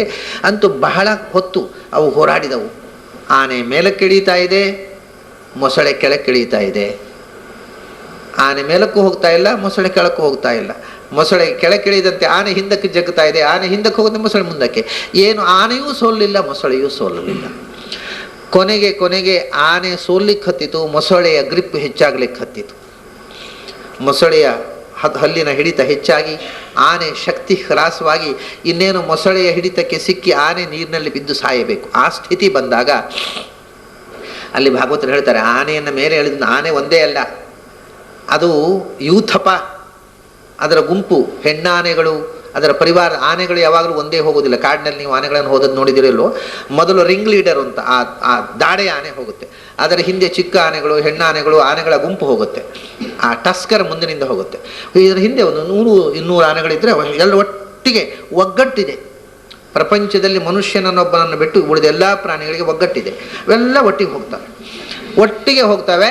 ಅದು ಹಿಂದೆ ಮತ್ತೆ ಅವು ಪ್ರೊಟೆಕ್ಟ್ ಮಾಡ್ತವೆ. ಅದು ಎಲ್ಲಿ ತನಕ ಪ್ರೊಟೆಕ್ಷನ್ ಅಂತಂದರೆ, ಯಾವುದೇ ಒಂದು ಆನೆಗೆ ಅಪಾಯ ಆದರೆ ಅಷ್ಟು ಆನೆಗಳು ಒಟ್ಟಾಗ್ತವೆ. ಮತ್ತು ಹಾಗೆ ಹೋಗ್ತಾ ಇದ್ದಾಗ ಅದರ ಹೆಣ್ಣಾನೆಗಳಿರ್ತವೆ, ಗರ್ಭಿಣಿ ಆನೆಗಳಿರ್ತವೆ. ಗರ್ಭಿಣಿ ಆನೆಗೆ ದಾರಿಯಲ್ಲಿ ಹೋಗುವಾಗ ಪ್ರಸವ ವೇದನೆ ಪ್ರಾರಂಭ ಆಯಿತು ಇಟ್ಟುಕೊಳ್ಳಿ, ಆಗುತ್ತಲ್ಲ. ಅಕಸ್ಮಾತ್ ಪ್ಲೇನ್ನಲ್ಲೇ ಹೆರೋರು ಇರ್ತಾರೆ, ಬಸ್ನಲ್ಲಿ ಹೆರೋರು ಇರ್ತಾರೆ, ದಾರಿಯಲ್ಲಿ ಆನೆಗಳು ಯಾಕೆ ಹೆರಬಾರ್ದು? ದಾರಿಯಲ್ಲಿ ಹೋಗುವ ಪ್ರಸವ ವೇದನೆ ಪ್ರಾರಂಭ ಆಯಿತು. ತಕ್ಷಣ ಅದನ್ನು ಮಧ್ಯದಲ್ಲಿ ನಿಲ್ಲಿಸಿ ಸುತ್ತ ಡೇರೆಯಂತೆ ನಿಂತು ಬಿಡ್ತವೆ ಎಲ್ಲ ಆನೆಗಳು. ಅದು ಪ್ರಸವವಾಗಿ, ಸುಖಪ್ರಸವಾಗಿ ಆ ಮರಿಯ ಜೊತೆಗೆ ಅದು ಹೊರಡೋ ತನಕ ಸುತ್ತ ಕೋಟೆಯಂತೆ ನಿಲ್ತಾವೆ ಆನೆಗಳು. ಹೀಗೆ ಅವುಗಳಲ್ಲಿ ಒಂಥರದ ಸಂಘ ಜೀವನ ಇದೆ. ಹೀಗೆ ಇದು ಎಲ್ಲ ಆನೆಗಳು ಹೆಣ್ಣಾನೆಗಳ ಕರಿಣಿಗಳ ಜೊತೆಗೆ ಬಂದಿತ್ತು ನೀರು ಕುಡಿಯಲಿಕ್ಕೆ. ಇದು ಕಾಲು ಆ ಮೊಸಳೆ ಹಿಡಿದ ತಕ್ಷಣ ಅದು ಕಿರಿಚಿತೋ ಇಲ್ಲೋ, ಅದನ್ನು ಎಲ್ಲ ಹೆಣ್ಣಾನೆಗಳು ಸೊಂಡಿಲು ಹಿಡಿದು ಅದನ್ನ ಮೇಲೆ ಕೆಳಿಲಿತ್ತಿದ್ದು. ಬರೀ ಅದು ಒಂದೇ ಅಲ್ಲ, ಅದು ಇಷ್ಟು ಆನೆಗಳು ಎಲ್ಲ ಸೇರಿ ಎಳೆದರೂ ಕೂಡ ಆ ಮೊಸಳೆ ಹಿಡಿತದಿಂದ ತಪ್ಪಿಸುವುದಾಗಲಿಲ್ಲ. ಆವಾಗ ಅದು ಯೋಚನೆ ಮಾಡುತ್ತೆ, ನಮ್ಮ ಪೈಕಿಯವರು, ಪರಿವಾರದವರು, ನಮ್ಮ ಬಂಧುಗಳು, ಬಳಗದವರು ಎಲ್ಲ ಹಿಡಿದು ಜಗ್ಗಿ ಎಳೆದದ್ದಾಯಿತು, ಯಾರಿಂದಲೂ ನನ್ನನ್ನು ಮೇಲೆ ಹಾಕುವುದಾಗಲಿಲ್ಲ ಅಂತ ಅನ್ನೋದು ಮನವರಿಕೆ ಆದಾಗ, ಅಂತಃಸರಸ್ಸಿರುವಲೇನ ಪದೇ ಗೃಹೀತ ಗ್ರಾಹ್ಯೇಣ ಯೂಥಪತಿ ಅಂಬುಜಹಸ್ತ ಅರ್ಥಃ. ಆವಾಗ ಆ ಕೊಳದಲ್ಲಿದ್ದಂಥ ಒಂದು ತಾವರೆ ಹೂ ಅನ್ನ ಸೊಂಡಿಲಲ್ಲಿ ಎತ್ತಿ ಹಿಡ್ಕೊಂಡು ಏನು ಹೇಳಿತು? ಆದಿಪುರುಷ ಅಖಿಲ ಲೋಕನಾಥ ತೀರ್ಥಶವ ಶ್ರವಣ ಮಂಗಲ ನಾಮಧೇಯ, ನೀನು ನನ್ನನ್ನು ಉದ್ಧಾರ ಮಾಡಬೇಕು, ನಾನು ಆಪತ್ತಿಗೆ ಒಳಗಾಗಿದ್ದೇನೆ ಅಂತ ಅನನ್ಯವಾಗಿ ಭಗವಂತನನ್ನು ಕೂಗಿ ಕರೆಯಿತು. ಆಗ ಭಗವಂತ ಶ್ರುತ್ವ ಅರಣಾರ್ಥಿನಂ ಅಪ್ರಮೇಯ ಚಕ್ರಾಯುಧ ಪತಕರಾಜಭುಜಾದಿರೂಢ ಚಕ್ರೇಣ ನಕ್ರವದನಂ ವಿನಿಪಾಟ್ಯ ತಸ್ಮಾತ್. ತಾಪಸ್ಸರೂಪಿಯಾದ ಭಗವಂತ ಮಾಡಿದಂಥ ಕ್ರಿಯೆ ಇದು. ತಾಪಸ ಮನ್ವಂತರದಲ್ಲಿ ಏನು ಭಗವಂತ ತಾಪಸ್ಸ ನಾಮಕನಾಗಿ ಅವತಾರ ಮಾಡಿದ್ದ, ಆ ತಾಪಸ್ವರೂಪಿಯಾದ ಭಗವಂತ ಮಾಡಿರತಕ್ಕಂಥ ಕ್ರಿಯೆ ಗಜೇಂದ್ರ ಮೋಕ್ಷ. ಆ ಗರುಡಾರೂಢನಾಗಿ ಬಂದು ಆ ಮೊಸಳೆಯ ತಲೆಯನ್ನು ಕತ್ತರಿಸಿ ಇವನ ಕಾಲನ್ನು ಅದರಿಂದ ಬಿಡಿಸಿ ಈ ಗಜೇಂದ್ರನನ್ನು ಬಿಡುಗಡೆಗೊಳಿಸಿದ. ಇದಕ್ಕೆ ಕಾರಣ ಆ ಮೊಸಳೆಯು ಒಂದು ಗಂಧರ್ವಾಗಿತ್ತು. ಇವನು ಇಂದ್ರದ್ಯುಮ್ನ ಅನ್ನತಕ್ಕಂಥ ಒಬ್ಬ ರಾಜನಾಗಿದ್ದ ಪೂರ್ವಜನ್ಮದಲ್ಲಿ. ಆ ರಾಜನಾಗಿದ್ದು ಮಹಾವಿಷ್ಣು ಭಕ್ತ. ಆದ್ದರಿಂದ ಅವನಿಗೆ ಈ ತಿರ್ಯಕ್ ಜನ್ಮದಲ್ಲಿ ಕೂಡ ಪೂರ್ವಜನ್ಮದ ಆ ವಿಷ್ಣು ಭಕ್ತಿಯ ಸ್ಮರಣೆ ಹೋಗಲಿಲ್ಲ, ಅದರಿಂದ ಅದು ಉಳಿಯಿತು ಅಂತ ಹೇಳಿ. ಅವನು ಪೂರ್ವಜನ್ಮದಲ್ಲಿ ಒಬ್ಬ ರಾಜನಾಗಿದ್ದವ, ಅವನಿಗೆ ಋಷಿ ಶಾಪದಿಂದ ಈ ಆನೆಯ ಜನ್ಮ ಬಂದಿತ್ತು. ಅದು ಕೂಡ ನೋಡಿ, ಈ ಋಷಿಗಳು ಒಂದೊಂದು ಸರ್ತಿ ಮಾಡುವ ಕೆಲಸ ನೋಡಿ. ಅವನು ಒಂದು ದಿವಸ ಮನೆಯಲ್ಲಿ ದೇವರ ಪೂಜೆ ಕೂತಿದ್ದ. ದೇವರ ಪೂಜೆ ಕೂತಿದ್ದಾಗ ಇವ್ರು ಬಂದರು, ಸವಾರಿ, ಋಷಿಗಳ ಸವಾರಿ ಬಂತು. ಅವನು ಪೂಜೆ ಮುಗಿಯೋವರೆಗೆ ಹೊರಗೆ ಬರಲಿಲ್ಲ ಅಂತ ಇವ್ರಿಗೆ ನಮಗೆ ಇನ್ಸಲ್ಟ್ ಆಗಿ ಹೋಯ್ತು. ನಾವು ಬಂದು ನಮ್ಮ ಕಾಯಿಸಿಬಿಟ್ಟು ಶಾಪ ಕೊಟ್ಬಿಟ್ರು, ಆನೆಯಾಗಿ ಹೋಗ್ಬಿಟ್ಟು. ಆದ್ದರಿಂದ ಆದರೆ ಹರಿಯರ್ಚನಾನುಭಾವೇನ ಆ ಭಗವಂತನ ಆರಾಧನೆಯ ಫಲದ ಪರಿಣಾಮವಾಗಿ ಆ ಕರಿಜನ್ಮದಲ್ಲೂ ವಿಸ್ಮೃತಿ ಬರಲಿಲ್ಲ ಅವನಿಗೆ, ಭಗವದ್ಭಕ್ತಿಯ ವಿಸ್ಮೃತಿ ಬರಲಿಲ್ಲ ಅಂತ. ಹಾಗಾಗಿ ಆ ಎಚ್ಚರ ಇತ್ತು, ಭಗವಂತನನ್ನು ಸ್ಮರಣೆ ಮಾಡಿದ. ಒಂದು ಪ್ರಾಣಿ ಮಾತ್ರ ಕೂಡ ಭಗವಂತನನ್ನು ಭಕ್ತಿಯಿಂದ ಅನನ್ಯವಾಗಿ ಕರೆದಾಗ ಭಗವಂತ ಉದ್ಧಾರ ಮಾಡ್ತಾನೆ. ಮನುಷ್ಯನಾಗಿ ನಿನಗೆ ಇಷ್ಟು ಎಚ್ಚರ ಇಲ್ಲವೇನು ಅಂತ ಕೇಳ್ತಾರೆ ದಾಸರು.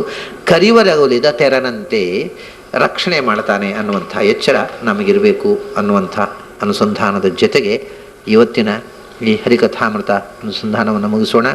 ಮತ್ತೆ ನಾಳೆ ಸಂಜೆ ಸೇರಿದಾಗ ಅಲ್ಲಿ ತನಕ ನಿಮಗೆಲ್ಲ ಅಭಿನಂದನೆಗಳು ಮತ್ತು ನಮಸ್ಕಾರ.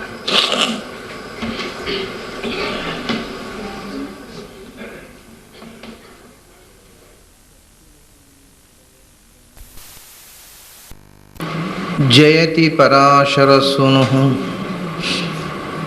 ಸತ್ಯವತಿ ಹೃದಯ ನಂದನೋ ವ್ಯಾಸಃ ಯಸ್ಯ ಹಾಸ್ಯಕಮಲಗಲಿತಂ ವಾಂಗ್ಮಯಮೃತಂ ಜಗತ್ ಪಿಬತಿ. ಭುಜಗಭೋಗಾಭಮುದ್ಯಮ್ಯ ಹೃದ್ಯಂ ನಿಜಭುಜಂ ದಕ್ಷಿಣಂ ಲಕ್ಷಣಾಢ್ಯಂ ಲಲಿತಮುದ್ರಿಕ್ತ ವಿಜ್ಞಾನಮುದ್ರಂ ಭಜ ಭಜ ಅನಂತಮಿತ್ಯಾಲಪಂತಂ ಪ್ರಣತವಾನ್ ಪ್ರಾಣಿನಾಂ ಪ್ರಾಣಭೂತಂ ಪ್ರಣತಿಭಿಃ ಪ್ರೀಣಯೇ ಪೂರ್ಣಬೋಧಂ ಭವದವೋಷ್ಣೇನ ತಾತಪ್ಯಮಾನಾನ್ ಭುವಿ ಪರಂ ನಾಥಮಪ್ರೇಕ್ಷಮಾಣಾನ್ ಭುವನಮನ್ಯೇನ ಚ ಅನ್ಯೇನ ದೋಷ್ಣಾ ಭವತು ಭೀರ್ಮಾ ಇತಿ ನ ಸಾಂತ್ವಯಂತಂ ಪ್ರಣತವಾನ್ ಪ್ರಾಣಿನಾಂ ಪ್ರಾಣಭೂತಂ ಪ್ರಣತಿಭಿಃ ಪ್ರೀಣಯೇ ಪೂರ್ಣಬೋಧಂ. ನನ್ನ ಅಧ್ಯಾತ್ಮ ಬಂಧುಗಳೇ, ಪ್ರಕೃತಿಯ ಎಲ್ಲ ಮುಖಗಳನ್ನು ಭಗವಂತನ ಪೂಜೆಯ ಸಾಧನ ಅಂತ ತಿಳಿಯುವ ಅನೇಕ ಬಗೆಗಳನ್ನು ಹೇಳಿರತಕ್ಕಂಥದ್ದು ಈ ತನಕ ಹೇಳಿದ್ದನ್ನು ನಾವು ನೋಡಿದ್ದೇವೆ. ಮುಂದೆ ಕೂಡ ಈ ಪ್ರಕೃತಿ ಎಂದರೆ ನಾನು ನಿನ್ನೆ ಹೇಳಿದ ಹಾಗೆ ಪಂಚಭೂತಗಳ ಒಂದು ಸಮಷ್ಟಿ. ಆ ಪಂಚಭೂತಗಳನ್ನು ಕೂಡ ಭಗವಂತನ ಪೂಜೆಯ ಸಾಧನ ಅಂತ ಅನುಸಂಧಾನ ಮಾಡಬೇಕು ಅಂತ ಮುಂದಿನ ಮಂತ್ರದಲ್ಲಿ ಹೇಳ್ತಾರೆ. ಮುಂದಿನ ಪದ್ಯದಲ್ಲಿ ಬಾಂದಳವೇ ಮೊದಲಾದುದರೊಳು ಒಂದೊಂದರಲ್ಲಿ ಪೂಜಾ ಸುಸಾಧನವೆಂದೆನಿಸುವ ಪದಾರ್ಥಗಳು ಬಗೆ ಬಗೆಯ ನೂತನದಿ ಸಂದಣಿಸಿಕೊಂಡಿಹವು. ಧ್ಯಾನಕ್ಕೆ ತಂದಿನಿತು ಚಿಂತಿಸಿ ಸದಾ ಗೋವಿಂದನ ಅರ್ಚಿಸಿ ನೋಡು, ನಲಿ ನಲಿದಾಡು ಕೊಂಡಾಡು ಅಂತ. ಬಾಂದಳವೇ ಮೊದಲಾದುದರೊಳು ಒಂದೊಂದರಲ್ಲಿ, ಬಾಂದಳ ಅಂದರೆ ಗಗನತಳ, ಬಾನ್ ಅಂದರೆ ಆಕಾಶ, ಬಾಂದಳ ಅಂದರೆ ಆಕಾಶದ ತಳ ಅಂದರೆ ಆಕಾಶವೇ. ಅದರಿಂದ ಬಾಂದಳವೇ ಮೊದಲಾದುದು ಅಂದರೆ ಆಕಾಶ, ವಾಯು, ಅಗ್ನಿ, ನೀರು, ಪೃಥ್ವಿ. ಈ ಪಂಚಭೂತಗಳು ಏನಿವೆ ಅವೇ ಬಾಂದಳವೇ ಮೊದಲಾದುದು. ಅವುಗಳಲ್ಲಿ ಒಂದೊಂದರಲ್ಲಿ ಪೂಜಾ ಸುಸಾಧನವೆಂದೆನಿಸುವ ಪದಾರ್ಥಗಳು ಬಗೆ ಬಗೆಯ ನೂತನದಿ ಸಂದಣಿಸಿಕೊಂಡಿಹು ಅಂತ. ಈ ಪಂಚಭೂತಗಳನ್ನು ನಾವು ಪರಿಶೀಲಿಸಿದರೆ ಇವೆಲ್ಲವೂ ಭಗವಂತನ ಪೂಜೆಯ ಸಾಧನಗಳೇ ಆಗಿವೆ. ಪೂಜಾ ಸುಸಾಧನಗಳು ಒಂದೊಂದರಲ್ಲಿ ಸಂದಣಿಸಿಕೊಂಡಿಹು ಅಂತ. ಒಂದೊಂದು ಆಸ್ಪೆಕ್ಟ್ ತಗೊಂಡ್ರು. ಆಕಾಶದಲ್ಲಿ ಪೂಜೆಯ ದ್ರವ್ಯಗಳು, ಗಾಳಿಯಲ್ಲಿ ಇರತಕ್ಕ ಪೂಜೆಯ ದ್ರವ್ಯಗಳು, ಅಗ್ನಿಯಲ್ಲಿ ಇರತಕ್ಕಂಥ ಪೂಜೆಯ ದ್ರವ್ಯಗಳು, ಪೃಥ್ವಿಯಲ್ಲಿ ಜಲದಲ್ಲಿ ಇರತಕ್ಕ ಪೂಜೆಯ ದ್ರವ್ಯಗಳು, ಒಂದೊಂದರಲ್ಲಿ ಇರತಕ್ಕ ಪೂಜಾ ದ್ರವ್ಯಗಳನ್ನು ನಾವು ಯೋಚಿಸಿದರೆ ಅವು ಅನಂತವಾಗಿವೆ ಅಂತ. ಒಂದೊಂದರಲ್ಲೂ ಪೂಜಾ ದ್ರವ್ಯಗಳು ಸಂದಣಿಸಿಕೊಂಡಿರುವುದು ಅಂದರೆ ನಿಬಿಡವಾಗಿ ಎಷ್ಟು ನಾವು ಬಳಸಿಕೊಂಡರೂ ಮುಗಿಯದಷ್ಟು ಪೂಜಾ ದ್ರವ್ಯಗಳನ್ನು ಪ್ರಕೃತಿಯ ಮೂಲಕ ಭಗವಂತನೇ ಸೃಷ್ಟಿ ಮಾಡಿದ್ದಾನೆ. ಪಂಚಭೂತಗಳೇ ಅನಂತವಾದ ಪೂಜಾ ಸಾಧನ. ಅದೀಗ ಉದಾಹರಣೆಗೆ ಆಕಾಶ. ಆಕಾಶದಿಂದ ನಮಗೆ ಸಿಗುವ ಪೂಜಾ ಸಾಧನ ಅಂದರೆ ಶಬ್ದ. ಗಾಳಿಯ ಮೂಲಕ ನಮಗೆ ಪೂಜಾ ಸಾಧನ ಅಂದರೆ ಅದರ ಗುಣ ಸ್ಪರ್ಶ. ಬೆಂಕಿಯ ಮೂಲಕ ನಾವು ಬಳಸುವ ಪೂಜಾ ಸಾಧನ ಅಂದರೆ ರೂಪ. ನೀರಿನ ಮೂಲಕ ಪೂಜಾ ಸಾಧನ ಅಂದರೆ ರಸ. ಪೃಥ್ವಿಯ ಮೂಲಕ ಪೂಜಾ ಸಾಧನ ಅಂದರೆ ಗಂಧ. ಹೀಗೆ ಮೂಲಭೂತವಾಗಿ 5 ಪೂಜಾ ಸಾಧನಗಳಿವೆ: ಶಬ್ದ, ಸ್ಪರ್ಶ, ರೂಪ, ರಸ, ಗಂಧ. ಶಬ್ದ ಅನ್ನೋದು ಎಷ್ಟು ಬಗೆ? ಅನಂತ. ಶಬ್ದ ಮುಗಿಯಿತು ಅಂತ ಒಂದುಂಟು, ಅಥವಾ ಇಷ್ಟೇ ಶಬ್ದ ಅಂತ ಉಂಟು. ಹಾಗಾದರೆ ಶಬ್ದಗಳನ್ನು ಭಗವಂತನ ಪೂಜಾ ಸಾಧನ ಅಂತ ನಾವು ಅನುಸಂಧಾನ ಮಾಡಲಿಕ್ಕೆ ಹೊರಟ್ರೆ ನಾವು ಏನೇನು ಶಬ್ದಗಳನ್ನು ಕೇಳ್ತೇವೆ, ಯಾವುದೋ ಸಂಗೀತವನ್ನು ಕೇಳಬಹುದು, ಯಾವುದೋ ಉಪನ್ಯಾಸವನ್ನು ಕೇಳಬಹುದು, ಯಾವುದೋ ಹರಟೆಯ ಮಾತುಗಳನ್ನು ಕೇಳಬಹುದು. ಈ ಎಲ್ಲ ಶಬ್ದಗಳು ಭಗವಂತನ ನಾಮಗಳು ಅಂತ ತಿಳ್ಕೊಂಡ್ರೆ ಪೂಜಾ ಸಾಧನವಾಯ್ತಲ್ಲ. ಅನಂತ ಸಾಧನ ಇದು. ಶಬ್ದಗಳು ಮುಗಿಯುವಂಥದ್ದಲ್ಲ. ಅನಂತವಾದ ಶಬ್ದಗಳು ಆಕಾಶದಲ್ಲಿ ಇವೆ. ವೇದಗಳು ಆಯಿತು, ಪುರಾಣಗಳು ಆಯಿತು, ಇತಿಹಾಸ ಆಯಿತು. ಅದು ಅಲ್ಲದೆ ಲೌಕಿಕವಾಗಿರತಕ್ಕಂಥ ಮಾತುಗಳು ಕೂಡ. ಅದು ಸಂಗೀತ ರೂಪವಾಗಿರಬಹುದು, ಅಥವಾ ಪಕ್ಷಿಗಳ ಗಾನವಾಗಿರಬಹುದು, ಪ್ರಾಣಿಗಳ ಕಿರಿಚಾಟವಾಗಿರಬಹುದು, ಮನುಷ್ಯರುಗಳ ಮಾತು ಇರಬಹುದು. ಅದು ಸಂಸ್ಕೃತ ಇರಬಹುದು, ಕನ್ನಡ ಇರಬಹುದು, ಅದು ತೆಲುಗು ಇರಬಹುದು, ಅಥವಾ ಅದು ಇಂಗ್ಲೀಷ್ ಇರಬಹುದು, ಅದು ಫ್ರೆಂಚ್ ಇರಬಹುದು, ಅದು ರಷ್ಯನ್ ಇರಬಹುದು, ಅದು ಡಚ್ ಇರಬಹುದು. ಯಾವ ಭಾಷೆಯ ಶಬ್ದವನ್ನು ಬೇಕಾದರೆ ಕೇಳಿ, ಆ ಭಾಷೆಯ ಶಬ್ದಗಳಲ್ಲಿ ಭಗವಂತನ ಗುಣವನ್ನು ಅನುಸಂಧಾನ ಮಾಡಿದಾಗ ಅದು ಭಗವಂತನ ಪೂಜಾ ಸಾಧನವಾಯಿತು. ಹಾಗಾದರೆ ಆಕಾಶದ ಮೂಲಕ ನಮಗೆ ಸಿಗತಕ್ಕಂಥ ಪೂಜಾ ಸಾಧನ ಅಂದರೆ ಅನಂತ ಶಬ್ದಗಳು.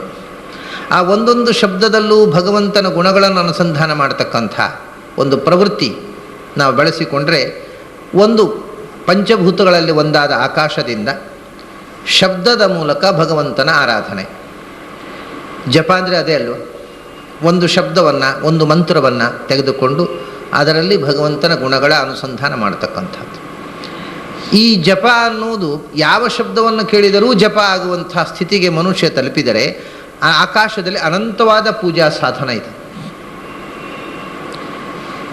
ಒಂದು ಶಬ್ದ ಅಷ್ಟೇ ಅಲ್ಲ, ಯಾವ ಶಬ್ದವು ಸರ್ವೇ ಘೋಷಾಹ, ಅದನ್ನೇ ಐತರೇಯ ಉಪನಿಷತ್ತು ಈ ಮಾತನ್ನೇ ಹೇಳಿತು. ಸರ್ವೇ ಘೋಷಾಹ ಸರ್ವಾಹ ರುಚಃ ಸರ್ವೇ ವೇದಾಹ ಸರ್ವೇ ಘೋಷಾಹ ಏಕೈವ ವ್ಯಾಹೃತಿ ಅಂತ. ಸರ್ವಾಹ ರುಚಃ ಅಂತ ಮೊದಲು ಹೇಳಿದರು. ಋಗ್ವೇದದ ಎಲ್ಲ ಮಂತ್ರಗಳೂ ಭಗವಂತನ ಗುಣಗಾನ ಮಾಡತಕ್ಕಂಥ ನಾಮಗಳು ಅಂತ ತಿಳ್ಕೋ ಅಂತ. ಆಮೇಲೆ ಋಗ್ವೇದದ ಮಂತ್ರಗಳು ಅಷ್ಟೇ ಅಲ್ಲ, ಸರ್ವೇ ವೇದಾಹ ಅಂದರು. ಎಲ್ಲ ವೇದಗಳೂ ಭಗವಂತನ ನಾಮಗಳು ಅಂತ ತಿಳ್ಕೋ ಅಂದರು. ಅಲ್ಲಿಗೆ ಮುಗಿಸ್ಲಿಲ್ಲ ಅವರು, ಸರ್ವೇ ಘೋಷಾಹ ಅಂದರು. ಎಲ್ಲ ಶಬ್ದಗಳು ಅಂದರು. ಎಲ್ಲ ಶಬ್ದಗಳು ಅಂತಂದರೆ ವೇದಗಳಲ್ಲದ ಲೌಕಿಕವಾಗಿರತಕ್ಕಂಥ ಇತಿಹಾಸ ಪುರಾಣಗಳು ಅಷ್ಟೇ ಅಲ್ಲದೆ ಲೌಕಿಕವಾದಂಥ ಕಾವ್ಯಗಳು, ಕಾಳಿದಾಸನ ಭೌಭೂತಿಯ ಭಾಸನ ನಾಟಕಗಳೂ ಇರಬಹುದು. ಈ ಯಾವ ಶಬ್ದವನ್ನು ತೆಗೆದುಕೊಂಡರೂ ಅದರಲ್ಲಿ ಭಗವಂತನನ್ನು ಕಾಣಲಿಕ್ಕೆ ಬರುತ್ತೆ. ಅದಲ್ಲದೆ ಸರ್ವೇ ಘೋಷಾಹ ಅಂದರೆ ಯಾವ ಶಬ್ದಗಳು ಅಂದರೆ ಸಂಸ್ಕೃತ ಶಬ್ದಗಳಷ್ಟೇ ಅಲ್ಲ, ಯಾವ ಭಾಷೆಯ ಶಬ್ದಗಳು ಆಗಬಹುದು ಒಂದು ವೇದ. ಅಲ್ಲಿಗೆ ಎಲ್ಲ ಘೋಷ ಅನ್ನೋ ಶಬ್ದವನ್ನು ಬಳಸಿದ್ರು. ಘೋಷ ಅಂದರೆ ಸೌಂಡು ಅಂತ. ಭಾಷೆಯೇ ಆಗಬೇಕಾಗಿಲ್ಲ, ಯಾವ ಪ್ರಾಣಿಗಳ ನಾದವೂ ಆಗಬಹುದು. ಇದು ಎಲ್ಲವೂ ಆಕಾಶದ ಮೂಲಕ ನಮಗೆ ಸಿಗ್ತಕ್ಕಂಥ ಭಗವಂತನ ಆರಾಧನೆಯ ಸಾಧನ ಅಂತ. ನಾದಗಳು,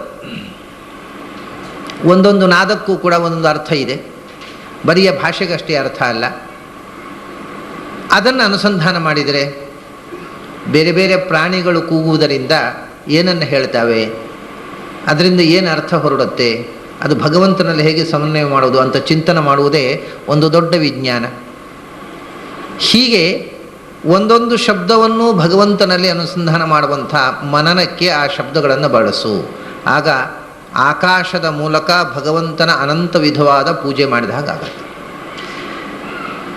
ಅದು ಆಗದೇ ಇದ್ದಾಗ ಇನ್ನೊಂದು ಎರಡನೇ ದರ್ಜೆಯ ಪೂಜೆ ಉಂಟು, ಸೆಕೆಂಡ್ ಕ್ಲಾಸ್ ಪೂಜೆ ಅಂತ. ಅಂದರೆ ಮಾಡೋದೆಲ್ಲ ಆಡೋದು, ಏನೋ ಲೋಕದ ವ್ಯವಹಾರ, ಲೌಕಿಕವಾದ ಮಾತುಕತೆ, ಹರಟೆ, ಅದನ್ನು ಕೇಳೋದು, ಆಡೋದು, ಮಾಡೋದು. ಆಮೇಲೆ ಕೊನೆಗೆ ನಾನು ಏನು ಆಡಿದೆ ಅದು ಎಲ್ಲವೂ ನಿನ್ನ ನಾಮವಾಗಲಿ ಭಗವಂತ ಅಂತ ಪ್ರಾರ್ಥನೆ ಮಾಡಿಕೊಳ್ಳೋದು. ಇದಕ್ಕೆ ತ್ರೈವಿದ್ಯರು ಅಂತ ಹೇಳಿ ಗೀತೆಯಲ್ಲಿ ಒಂದು ವಿಭಾಗ ಹೇಳ್ತಾರೆ. ಭಾಗವತರು ತ್ರೈವಿದ್ಯರು ಅಂತ. ಭಾಗವತರು ಅಂತಂದರೆ ತಮ್ಮ ಪ್ರತಿಯೊಂದು ಕ್ರಿಯೆಯಲ್ಲಿಯೂ ಭಗವಂತನ ಎಚ್ಚರ ಇದ್ದು ಮಾಡುವವರು. ತ್ರೈವಿದ್ಯರು ಅಂತಂದರೆ ಎಲ್ಲ ಲೌಕಿಕವಾಗಿ ಮಾಡಿ ಕೊನೆಗೆ ಭಗವಂತ ನಿನಗೆ ಅರ್ಪಿತವಾಗಲಿ ಅಂತ ಹೇಳುವವರು ತ್ರೈವಿದ್ಯರು ಅಂತ. ಹಾಗೆ ಪ್ರತಿಯೊಂದು ಮಾತಾಡುವಾಗಲೂ ಅದು ಯಾವ ಭಾಷೆ ಇರಲಿ, ಯಾವ ನಾದ ಇರಲಿ, ಅದರಲ್ಲಿ ಭಗವಂತನ ಪ್ರಜ್ಞೆಯನ್ನು ಜಾಗೃತಗೊಳಿಸ್ತಕ್ಕಂಥ ಒಂದು ಮುಖ. ಆಮೇಲೆ ಇನ್ನೊಂದು ಮುಖ ಏನು ಅಂದರೆ ಲೌಕಿಕವಾಗಿಯೇ ಎಲ್ಲ ಮಾತುಗಳನ್ನು ಆಡೋದು. ಕೊನೆಗೆ ನಾನು ಆಡಿದ ಮಾತುಗಳೆಲ್ಲ ಭಗವಂತನಿಗೆ ಸಲ್ಲಲಿ, ಅವನದನ್ನು ಸ್ವೀಕರಿಸಿ ನನ್ನನ್ನು ಸರಿದಾರಿಯಲ್ಲಿ ಮಾರ್ಗದರ್ಶನ ನೀಡಿ ಕೊಂಡೊಯ್ಯಲಿ ಅಂತ ಪ್ರಾರ್ಥಿಸಿಕೊಳ್ಳುವುದು. ಕೊನೆಗೆ ಕೃಷ್ಣಾರ್ಪಣ ಮಸ್ತು ಅಂತ ಹೇಳೋದಿಲ್ವ, ಹಾಗೆ ಅದು ಇನ್ನೊಂದು ಮುಖ. ಹೀಗೆ ಈ ಎಲ್ಲ ನಮ್ಮ ವ್ಯವಹಾರದ ಮಾತುಗಳನ್ನು ಅದನ್ನೇ ಆಚಾರ್ಯರು ಹೇಳಿದ್ದು. ಈ ಎರಡು ಅರ್ಥವೂ ಬರುವ ಹಾಗೆ ಕುರು ಭುಂಕ್ಷ್ವಚ ಕರ್ಮ ನಿಜಂ ನಿಯತಂತ, ನಿನ್ನ ಪಾಲಿನ ಕರ್ಮ ಮಾಡುವಂದರು. ಅದನ್ನು ಮಾಡುವಾಗ ಹರಿಪಾದ ವಿನಮ್ರ ಧಿಯ ಸತತಂತ, ಮಾಡುವಾಗ ಪ್ರತಿ ಕ್ಷಣದಲ್ಲೂ ಹರಿಪಾದ ವಿನಮ್ರ ಧಿ ಇದ್ದರೆ ಅದು ಭಾಗವತ ಧರ್ಮ ಆಯಿತು. ಮಾಡುವಾಗ ಮಾಡೋದು ಅಲೌಕಿಕ ಆವೇಶದಿಂದಲೇ ಮಾಡೋದು. ಕೊನೆಗೆ ಇದು ಭಗವಂತನಿಗೆ ಅರ್ಪಿತವಾಗಲಿ, ನೀನು ಸ್ವೀಕಾರ ಮಾಡಿ ನನ್ನನ್ನು ಉದ್ಧಾರ ಮಾಡುವಂತ ಪ್ರಾರ್ಥಿಸಿಕೊಳ್ಳುವುದು ಮತ್ತೊಂದು ಮುಖ. ಇಬ್ಬರಿಗೂ ಅರ್ಥ ಅನ್ವಯವಾಗುವಂತೆ ಆ ಮಾತನ್ನು ಆಚಾರ್ಯರು ಹೇಳಿದ್ದಾರೆ. ಹರಿಪಾದ ವಿನಮ್ರ ಧಿಯಾ ಸತತಂ, ನಿನ್ನ ಪಾಲಿನ ಕರ್ಮ ಮಾಡು, ಬಂದುದನುಣ್ಣು, ಹರಿಯ ಚರಣಗಳ ಅರಿವು ತಪ್ಪದಿರಲಿ ಅಂತ ಈ ಎಚ್ಚರ ಕೊಟ್ಟು ಇದೇ ಇವರು ಹೇಳೋದು. ಅಲ್ಲಿ ಎಲ್ಲ ಕ್ರಿಯೆಗಳು, ಕೇಳುವ ಕ್ರಿಯೆ ಅದು ಆಕಾಶದಿಂದ ಆಗುವಂಥದ್ದು. ಹಾಗಾಗಿ ಶಾಬ್ದಿಕವಾದಂಥ ಪೂಜೆ ಆಕಾಶದ ಮೂಲಕ. ಅದು ಎಷ್ಟು ಅಂದರೆ ಅನಂತ ಶಬ್ದಗಳನ್ನು ಅದನ್ನು ಉಚ್ಚರಿಸಿ ಆಡಿ ಅಥವಾ ಕೇಳಿ ಮುಗಿಯಿತು ಅನ್ನೋದಿಲ್ಲ. ಇದು ಒಂದು ಬಗೆಯ ಅನಂತ ಪೂಜೆ. ಅದಕ್ಕೆ ಹೇಳಿದರು ಬಗೆ ಬಗೆಯ ನೂತನದಿ ಸಂದಣಿಸಿಕೊಂಡಿಹವು ಅಂತ. ಎಲ್ಲ ಆಗೋಯ್ತು, ಇನ್ನು ಹೊಸ್ತು ಏನುಂಟು ಅಂತ ಕೇಳುವ ಪ್ರಶ್ನೆ ಇಲ್ಲ. ಪ್ರತಿ ಬಾರಿಯೂ ನಾವು ಹೊಸತಾಗಿ ಕೇಳ್ತಾ ಇರ್ತೇವೆ. ಮಾತುಗಳು ಅಷ್ಟೇ ಇರುವುದು, ಒಂದು ಭಾಷೆಯಲ್ಲಿ ಸೀಮಿತವಾದ ಮಾತು. ಆದರೆ ಆ ಮಾತನ್ನು ನಿನ್ನೆ ನಾವು ಯಾರೋ ಒಬ್ಬರ ಹತ್ರ ಆಡಿದಂಥ ಮಾತು, ಅದೇ ಶಬ್ದಗಳು ಇವತ್ತು ಬರ್ತವೆ. ನಾವು ಆಡುವಾಗಲೂ ಇನ್ನೊಬ್ಬರು ಆಡುವಾಗಲೂ, ನಾಳೆ ಆಡುವಾಗಲೂ ಅಷ್ಟೇ ಶಬ್ದಗಳೇ ಬರ್ತಾ ಇರ್ತವೆ. ಆದರೆ ಅದರಿಂದ ಆಗತಕ್ಕಂಥ ಕಮ್ಯುನಿಕೇಟ್ ಆಗತಕ್ಕಂಥ ಭಾವಗಳು ಬೇರೆ ಬೇರೆ. ಅಂದ ಮಾತುಗಳಿಗೆ ಒಂದು ಮುಕ್ತಾಯ ಅಂತಿಲ್ಲ. ಅದು ಪ್ರತಿ ಬಾರಿಯೂ ಹೊಸತಾಗಿ ಹೊಸತಾಗಿ ಹೊಸತಾಗಿ ಇರ್ತದೆ. ಬಗೆ ಬಗೆಯ ನೂತನದಿ ಸಂದಣಿಸಿಕೊಂಡಿಹವು. ಹೀಗೆ ಪ್ರತಿ ಬಾರಿಯೂ ಹೊಸತಾಗಿ ನಮಗೆ ಕೇಳಿಸುವ ಅನಂತವಾದ ಶಬ್ದ ವಾಂಗ್ಮಯ ಇದೆ, ಅನಂತವಾದ ನಾದ ವಾಂಗ್ಮಯ ಇದೆ. ಹಕ್ಕಿಗಳು ಬೆಳಗ್ಗೆ ಎದ್ದು ಏನು ಕೂಗ್ತಾವೆ, 4:15 ಗಂಟೆಗೆ ಅವು ಎದ್ದು ಬಹಳ ಮಧುರ ಧ್ವನಿಯಲ್ಲಿ, ಆ ಧ್ವನಿಯಲ್ಲಿ ಭಗವಂತನನ್ನು ಕಾಣು, ಭಗವಂತನ ಮಹಿಮೆಯನ್ನು ಕಾಣು. ಹೀಗೆ ಪ್ರತಿಯೊಂದು ನಾದದಲ್ಲಿ ಈಗ ನಮಗೆ ಯಾವಾಗಲೂ ಕೇಳಿ ಆದಮೇಲೆ, ನಿನ್ನೆ ಬೆಳಿಗ್ಗೆ ಎದ್ದಾಗ ಹಕ್ಕಿಗಳು ಕೂಗಿದ್ದು ಕೇಳಿಸಿಕೊಂಡಿತ್ತು. ಇವತ್ತು ಬೆಳಿಗ್ಗೆ ಎದ್ದಾಗಲೂ, ಅಂದರೆ ಎದ್ದರೆ ಅದು 5:15 ಗಂಟೆಗೆ 4:15 ಗಂಟೆಗೆ ಎದ್ದವರಿಗೆ ಮಾತ್ರ ಕೇಳುತ್ತೆ, ಉಳಿದವ್ರಿಗೆ ಕೇಳಿಸಲ್ಲ. 8 ಗಂಟೆಗೆ ಎದ್ದವರಿಗೆ ಹಕ್ಕಿಗಳು ಕೂಗ್ತಾವೆ ಅನ್ನೋದೇ ಗೊತ್ತಿರೋದಿಲ್ಲ, ಬೆಳಗಾತ ಎದ್ದವು ಕೂಗ್ತಾವೆ ಅಂತ. ಹಕ್ಕಿಗಳು ಕೂಗಿದ್ದು ನಿನ್ನೆ ಕೇಳಿ ಇವತ್ತು ಬೆಳಗಾತ 5:15 ಗಂಟೆಗೆ ಸುಪ್ರಭಾತ ಹಾಡ್ತಾವಲ್ಲ, ಅದು ಬೋರ್ ಅನ್ನಿಸಿದ್ದುಂಟೋ ಯಾರಿಗಾದರೂ? ದಿನ ಹಂಗೆ ಒಂದೇ ಥರ ಕೂಗ್ತಾವೆ, ಏನು ಕೇಳೋದು ಅಂತ ಹಾಗೆ ಅನ್ನಿಸುವುದಿಲ್ಲ. ಅದನ್ನೇ ಹೇಳೋದವರು ಬಗೆ ಬಗೆಯ ನೂತನದಿ ಸಂದಣಿಸಿಕೊಂಡೆ ಒಂದು ಪ್ರತಿ ದಿವಸವೂ ಅದು ನಮೋ ನಮೋ ಭವತಿ ಜಾಯಮಾನಃ ದಿನೇ ದಿನೇ ಯನ್ನವತಾಂ ಉಪೈತಿ ತದೇವ ರೂಪಂ ರಮಣೀಯತಾಯ ಅಂತ. ಸೌಂದರ್ಯ ಅಂದರೆ ಏನು? ಅದು ಶಬ್ದವು ಸುಂದರವಾದಂಥ ಸಂಗೀತ ಅಂತ ಹೇಳ್ತೇವೆ. ಸೌಂದರ್ಯ ಅನ್ನೋದು ಬರೀ ಆಕಾರಕ್ಕೆ ಮಾತ್ರ ಇರುವುದಲ್ಲ, ಸುಂದರವಾದ ಸಂಗೀತ ತುಂಬ ಚೆನ್ನಾಗಿತ್ತು. ಚೆನ್ನಾಗಿರುವುದೊಂದು ಚಂದ ಇರುವುದು ಅಂತಲ್ವ, ಅದೇ ಸಂಗೀತ ಚಂದ ಇದೆ ಅಂತ. ಚಂದ ಇರುವುದು ಹೇಗೆ? ಚಂದ ಅಂದರೆ ಆಕಾರ ಬೇಕಲ್ಲ. ಅಂದರೆ ಸುಂದರ ಅಂತ ಅನ್ನುವಂಥದ್ದು ಯಾವುದು ಅಂದರೆ ಅದು ಕಣ್ಣಿಗೆ ಕಾಣುವಂಥದ್ದಷ್ಟೇ ಸುಂದರವಲ್ಲ. ಸುಂದರವಾದ ಮಾತು, ಸುಂದರವಾದ ಶಬ್ದ, ಸುಂದರವಾದ ಧ್ವನಿ, ಹಾಗೆ ಸುಂದರವಾದ ಆಕಾರ, ರೂಪ, ಎಲ್ಲವೂ ಸುಂದರ ಅಂದರೆ ಏನು? ದಿನೇ ದಿನೇ ಯನ್ನವತಾಂ ಉಪೈತಿ ತದೇವ ರೂಪಂ ರಮಣೀಯತಾಯ ಅಂತ. ಎಷ್ಟು ಸರ್ತಿ ಕೇಳಿದರೂ ಬೇಸರವಾಗದದ್ದು ಸುಂದರವಾದಂಥ ಸಂಗೀತ ಅಥವಾ ಮಾತು, ಎಷ್ಟು ಸರ್ತಿ ನೋಡಿದರೂ ಬೇಸರವಾದದ್ದು ಸುಂದರವಾದ ರೂಪ. ಅಂದ ಸುಂದರ ಅಂದರೆ ಎಷ್ಟು ಸರ್ತಿ ನೋಡಿದರೂ ಇನ್ನೂ ನೋಡಬೇಕು ಅನ್ನಿಸುವುದು ಸೌಂದರ್ಯ, ಎಷ್ಟು ಸರ್ತಿ ಕೇಳಿದರೂ ಇನ್ನಷ್ಟು ಕೇಳಬೇಕು ಅನ್ನಿಸುವುದು ಮಾತಿನ ಸೌಂದರ್ಯ. ಸೌಂದರ್ಯ ಅಂದರೆ ಅದು ಹಳಸದೇ ಇರುವುದು ಅಷ್ಟೇ. ಸೌಂದರ್ಯ ಅನ್ನುವ ಶಬ್ದದ ಅರ್ಥ ಹಳಸದೇ ಇರುವುದು. ಅಯ್ಯೋ ನಿನ್ನೆ ಕೇಳಿ ಆಯ್ತು ಇವತ್ತು ಪುನಃ ಏನು ಕೇಳುವುದು ಅನಿಸಿದರೆ ಅದು ಸುಂದರ ಅಲ್ಲ. ನಿನ್ನೆ ನೋಡಿದ್ದನ್ನೇ ಇವತ್ತೇನು ನೋಡುವುದು ಅನಿಸಿದರೆ ಅದು ಸುಂದರ ಅಲ್ಲ. ಪ್ರತಿ ಬಾರಿ ನೋಡಿದಾಗಲೂ ಹೊಸತಾಗಿ ಕಂಡರೆ, ಹೊಸದಾಗಿ ಕೇಳಿಸಿದರೆ ಅದು ಸೌಂದರ್ಯ. ಹಾಗಾಗಿ ಈ ಶಬ್ದದಲ್ಲಿ ಅನಂತವಾದ ಸೌಂದರ್ಯ ಹುದುಗಿದೆ. ಪ್ರತಿ ಬಾರಿಯೂ ಅದರಲ್ಲಿ ಹೊಸತನವನ್ನು ಆವಿಷ್ಕಾರ ಆಗ್ತಾ ಇದೆ. ಪ್ರಪಂಚ ಇಂಗ್ಲೀಷ್ನಲ್ಲಿ ಒಬ್ಬ ಕವಿ ಇದ್ದಾನೆ. ಅವನು ಅಮೇರಿಕದ ದೊಡ್ಡ ಕವಿ, ಈಗ ಇಲ್ಲ ಕಾಣ್ತಾನೆ, ವಾಲ್ಟ್ ವಿಟ್ಮನ್ ಅಂತ. ಅವನು ಲೀವ್ಸ್ ಆಫ್ ದ ಗ್ರಾಸ್ ಅಂತ ಒಂದು ಕವನ ಸಂಕಲನ ಬರೆದಿದ್ದಾನೆ. ಬಹಳ ಸುಂದರವಾದ ಕವನ ಸಂಕಲನ. ಯಾಕೆ ಸುಂದರ ಅಂದರೆ ಅದನ್ನು ಎಷ್ಟು ಬಾರಿ ಓದಿದರೂ ಇನ್ನೊಮ್ಮೆ ಓದುವ ಅನ್ನಿಸುತ್ತೆ. ಅವನು ಒಂದು ಮಾತು ಹೇಳ್ತಾನೆ, ಏನು ಅಂದರೆ ಶಬ್ದ ಅನಂತ ಅನ್ನೋದಕ್ಕೆ ಬಹಳ ಚಂದದ ಮಾತು ಹೇಳ್ತಾನೆ. ಪ್ರಪಂಚದ ಎಲ್ಲ ಕಾಲದ ಎಲ್ಲ ಭಾಷೆಯ ಎಲ್ಲ ಕವಿಗಳು ಎಲ್ಲ ಬಗೆಯಿಂದ ಕವನ ಬರೆದ ಮೇಲೂ ಹೇಳಬೇಕಾದ್ದು ಹೇಳದೇ ಉಳಿದಿದೆ ಅಂತ. ಬಹಳ ಸುಂದರವಾದ ಮಾತು. ಪ್ರಪಂಚದ ಎಲ್ಲ ಕಾಲದ ಎಲ್ಲ ಭಾಷೆಯ ಎಲ್ಲ ಕವಿಗಳು ಎಲ್ಲ ಭಾಷೆಯಲ್ಲೂ ಕವನಗಳನ್ನು ಬರೆದ ಮೇಲೂ ಕೂಡ the most important thing remains untold ಅಂತ. ಹೇಳಬೇಕಾದ ಮಾತು ಹೇಳದೇನೆ ಉಳಿದು ಬಿಟ್ಟಿದೆ. ಅದು ಇನ್ನೂ ಹೇಳಿದರೂ ಅದು ಉಳಿದೇ ಹೋಗುತ್ತೆ. ಆದ್ದರಿಂದ ಇದು ಅನಂತ ಬಗೆಯಿಂದ ಹೇಳಿದರೂ ಮತ್ತೂ ಹೇಳದೇ ಉಳಿದು ಬಿಡುತ್ತೆ. ಹೇಳಬೇಕಾದ್ದು ಹೇಳಲಿಕ್ಕೆ ಆಗೋದೇ ಇಲ್ಲ. ನಾವು ಹೇಳಬೇಕಾದ್ದನ್ನು ಹೇಳುವುದಕ್ಕೋಸ್ಕರ ಅದರ ಹೊರಗೆ ಸುತ್ತು ಪ್ರದಕ್ಷಿಣೆ ಹೊರೆಯುವುದು ಹೊರತು ಹೇಳಬೇಕಾದ್ದನ್ನು ಹೇಳುವುದೇ ಇಲ್ಲ. ಹೇಳಬೇಕಾದ್ದರ ಹೊರಗೆ ಸುತ್ತು ಪ್ರದಕ್ಷಿಣೆ ಬರುವುದು. ಹಾಗೆ ಶಬ್ದದ ಮೂಲಕ ಭಗವಂತನ ಆರಾಧನೆ ಅನಂತ ಮುಖವಾಗಿ ಇದೆ. ಇದು ಬಾಂಧಳದಿಂದ ಆಗುವಂಥದ್ದು. ಆಮೇಲೆ ವಾಯುವಿನ ಮೂಲಕ ಸ್ಪರ್ಶ ಅನ್ನುವಂಥದ್ದು ಅದು ಒಂದು ಸ್ಪರ್ಶದಲ್ಲಿ ಇಲ್ಲಿಗೆ ಮುಟ್ಟುವುದನ್ನೆಲ್ಲ ಮುಟ್ಟಿ ಮುಗಿಯಿತು ಅಂತುಂಟು, ಮುಟ್ಟಿ ನೋಡುವುದು ಅಂತೇವೆ ನಾವು. ಪ್ರಪಂಚದಲ್ಲಿ ಏನೇನು ಸ್ಪರ್ಶ ಸುಖ ಇದೆ ಆ ಎಲ್ಲ ಸ್ಪರ್ಶದ ಹಿಂದೆ ಇದು ಭಗವಂತನ ಪ್ರತೀಕದ ಸ್ಪರ್ಶ ಅನ್ನುವ ಭಾವದಿಂದ ನೀನು ಮಾಡು, ಆಗ ಅದು ಒಂದು ಪೂಜೆಯಾಗತ್ತೆ. ಪ್ರತಿಯೊಂದನ್ನು ಮುಟ್ಟಿದಾಗಲೂ ಇದು ಭಗವಂತನ ಪ್ರತೀಕ. ಯಾಕಂದರೆ ವಿಶ್ವದಲ್ಲಿ ಎಲ್ಲ ಕಡೆ ಭಗವಂತ ತುಂಬಿದ್ದಾನೆ. ಮರವನ್ನು ಮುಟ್ಟಿದಾಗ ಇದು ಅಚರ ಪ್ರತೀಕ, ಒಬ್ಬ ಮನುಷ್ಯನನ್ನು ಮುಟ್ಟಿದಾಗ ಇದು ಚರ ಪ್ರತೀಕ. ಈ ಭಾವದಿಂದ, ಅಂದರೆ ಇದು ಭಗವಂತನ ಪ್ರತೀಕ ಅನ್ನುವ ಭಾವದಿಂದ ಸ್ಪರ್ಶ ಅನ್ನುವಂಥದ್ದು ಭಗವದ್ಭಕ್ತರ ಸ್ಪರ್ಶ, ಮತ್ತು ಯಾವುದನ್ನು ಮುಟ್ಟಿದರೂ ಅದು ಭಗವಂತನ ಪ್ರತೀಕ ಅನ್ನುವ ಭಾವ. ಈ ಸ್ಪರ್ಶದ ಅನಂತ ಮುಖವಾದ ಸ್ಪರ್ಶಗಳಲ್ಲಿ ಭಗವಂತನ ಪೂಜೆಯನ್ನು ನೋಡುವುದು. ಆಮೇಲೆ ಮೂರನೇದ್ದು ರೂಪ. ಪ್ರಪಂಚದಲ್ಲಿ ಅನಂತವಾದ ರೂಪಗಳು, ಇದನ್ನೇ ಆಚಾರ್ಯ ಹೇಳಿದ್ದು ಬಹುಚಿತ್ರ ಜಗದ್ ಬಹುಧಾಕರಣಾತ್ ಅಂತ. ಅನಂತವಾದ ಶಬ್ದಗಳು, ಅನಂತವಾದ ಸ್ಪರ್ಶಗಳು, ಅನಂತವಾದ ರೂಪಗಳು, ಅದು ಒಂದರಂತೆ ಒಂದಿಲ್ಲ. ಈ ಪ್ರಪಂಚದಲ್ಲಿ ಎಷ್ಟು ಬಗೆಯ ವಸ್ತುಗಳಿವೆ ಅನ್ನುವುದನ್ನು ಲೆಕ್ಕ ಮಾಡಿದವರಿಲ್ಲ. ಒಂದೊಂದು ವಸ್ತುವಿನಲ್ಲಿ ಒಂದು ಮರ, ಎಷ್ಟೋ ಮರಗಳು ಎಷ್ಟು ಅಂತ ಲೆಕ್ಕ ಮಾಡೋದು ಬಿಡಿ, ಒಂದು ಮರದಲ್ಲಿ ಎಲೆಗಳನ್ನು ಲೆಕ್ಕ ಮಾಡಲಿಕ್ಕೆ ಆಗೋದಿಲ್ಲ ನಮಗೆ. ಅಷ್ಟು ಒಂದು ಮರದಲ್ಲಿ 1,000 10,000 ಎಲೆ, 1,00,000 ಎಲೆ ಇರಬಹುದು ಅಂತ ಇಟ್ಟುಕೊಳ್ಳಿ.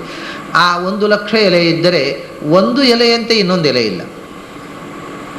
ಒಂದು ಮರದಲ್ಲೇ ಎಷ್ಟು ವೈವಿಧ್ಯ.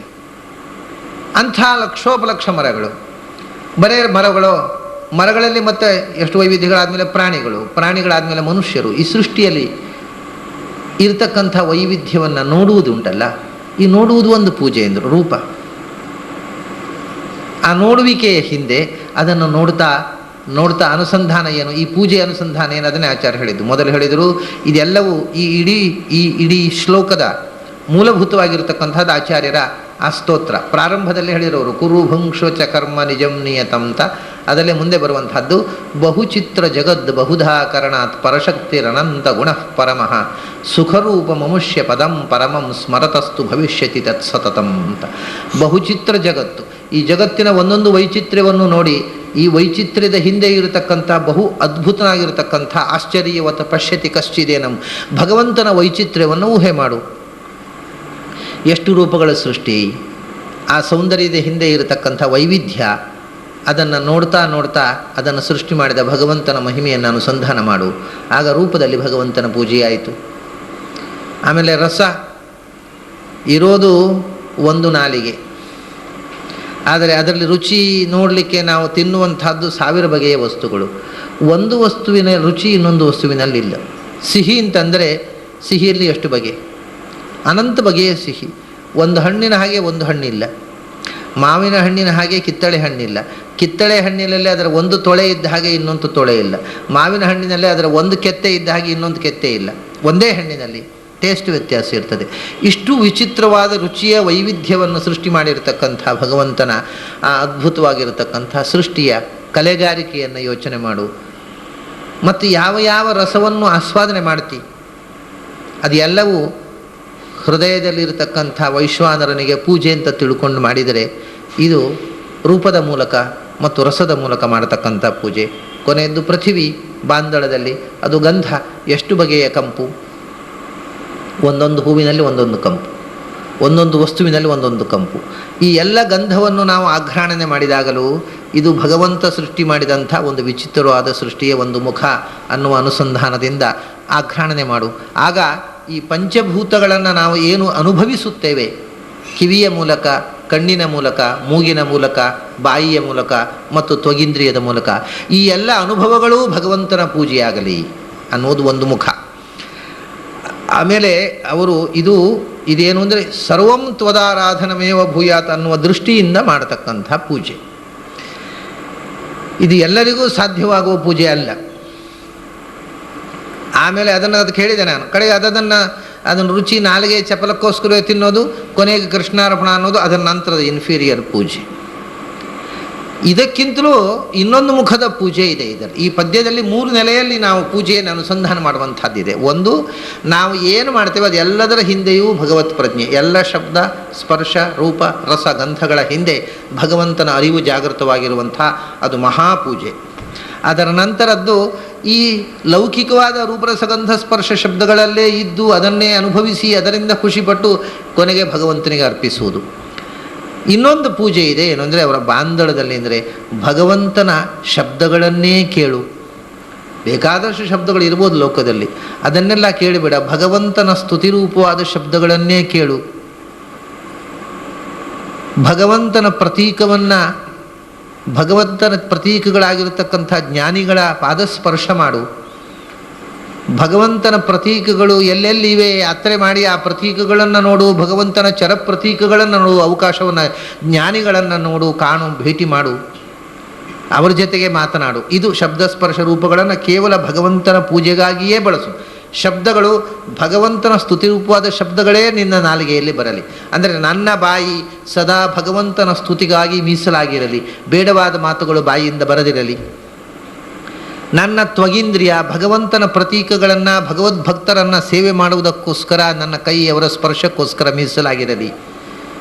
ನನ್ನ ಕಣ್ಣು ಭಗವಂತನ ಪ್ರತೀಕಗಳನ್ನೇ ನೋಡುವಂತೆ ಆಗಲಿ. ಭಗವಂತನ ಪ್ರತೀಕ ಚರಾಚರ, ಭಗವಂತನ ದೇವಾಲಯಗಳಲ್ಲಿರತಕ್ಕಂಥ ಬಿಂಬಗಳಿರಬಹುದು, ಅಥವಾ ಜ್ಞಾನಿಗಳು. ಜ್ಞಾನಿ ತ್ವಾತ್ಮೈವ ಮೇಮತಂ, ನನ್ನ ಮುಖ್ಯ ಪ್ರತಿಮೆ ಜ್ಞಾನಿಗಳು ಅಂತ ಕೃಷ್ಣ ಹೇಳ್ತಾನೆ.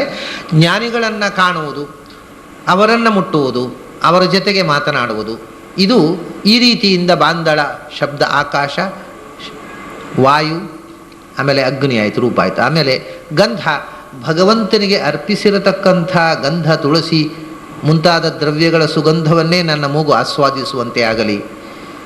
ಆಮೇಲೆ ಭೂಮಿ, ಅದು ರಸ, ಭಗವಂತನಿಗೆ ಅರ್ಪಿಸಿರತಕ್ಕಂಥ ನೈವೇದ್ಯದ ರಸವೇ ನನ್ನ ನಾಲಿಗೆಗೆ ಸಿಗುವಂತೆ ಆಗಲಿ ಅನ್ನುವ ಅನುಸಂಧಾನ. ಇದು ಮೂರನೆಯದು. ಹೀಗೆ 3 ಥರ ಇದೆ. ಒಂದು, ಭಗವಂತನಿಗೆ ಸಂಬಂಧಪಟ್ಟಂಥ ಶಬ್ದಸ್ಪರ್ಶ ರೂಪರಸಗಂಧಗಳನ್ನೇ ಬಳಸುವುದು, ಭಗವದರ್ಪಿತವಾದಂಥದ್ದನ್ನೇ ಆಸ್ವಾದಿಸುವುದು ರಸ, ಭಗವಂತನಿಗೆ ಅರ್ಪಿತವಾದ ಗಂಧವನ್ನೇ ಆಘ್ರಾಣಿಸುವುದು, ಭಗವಂತನ ಪ್ರತೀಕಗಳನ್ನೇ ಮುಟ್ಟು ಆರಾಧನೆ ಮಾಡುವುದಕ್ಕಾಗಿ ಅದನ್ನು ತೊಳೆಯುವುದು, ತಿಕ್ಕುವುದು, ಪೂಜಿಸುವುದು, ಅದಕ್ಕೋಸ್ಕರ ಸ್ಪರ್ಶ, ಭಗವಂತನ ಪ್ರತೀಕಗಳನ್ನು ಕಾಣುವುದಕ್ಕಾಗಿಯೇ ಕಣ್ಣು, ಭಗವಂತನ ಗುಣಗಳನ್ನು ಹಾಡುವುದಕ್ಕಾಗಿಯೇ ನಮ್ಮ ವಾಗೀಂದ್ರಿಯ, ಮತ್ತು ಅದನ್ನು ಕೇಳುವುದಕ್ಕಾಗಿಯೇ ಕಿವಿ. ತದಲಂ, ಅದನ್ನು ಆಚಾರ್ಯ ಹೇಳಿದರು. ತದಲಂ ಬಹುಲೋಕ ವಿಚಿಂತನೆಯ ಪ್ರವಣಂ ಕುರು ಮಾನಸಮೀಶ ಪದೇ.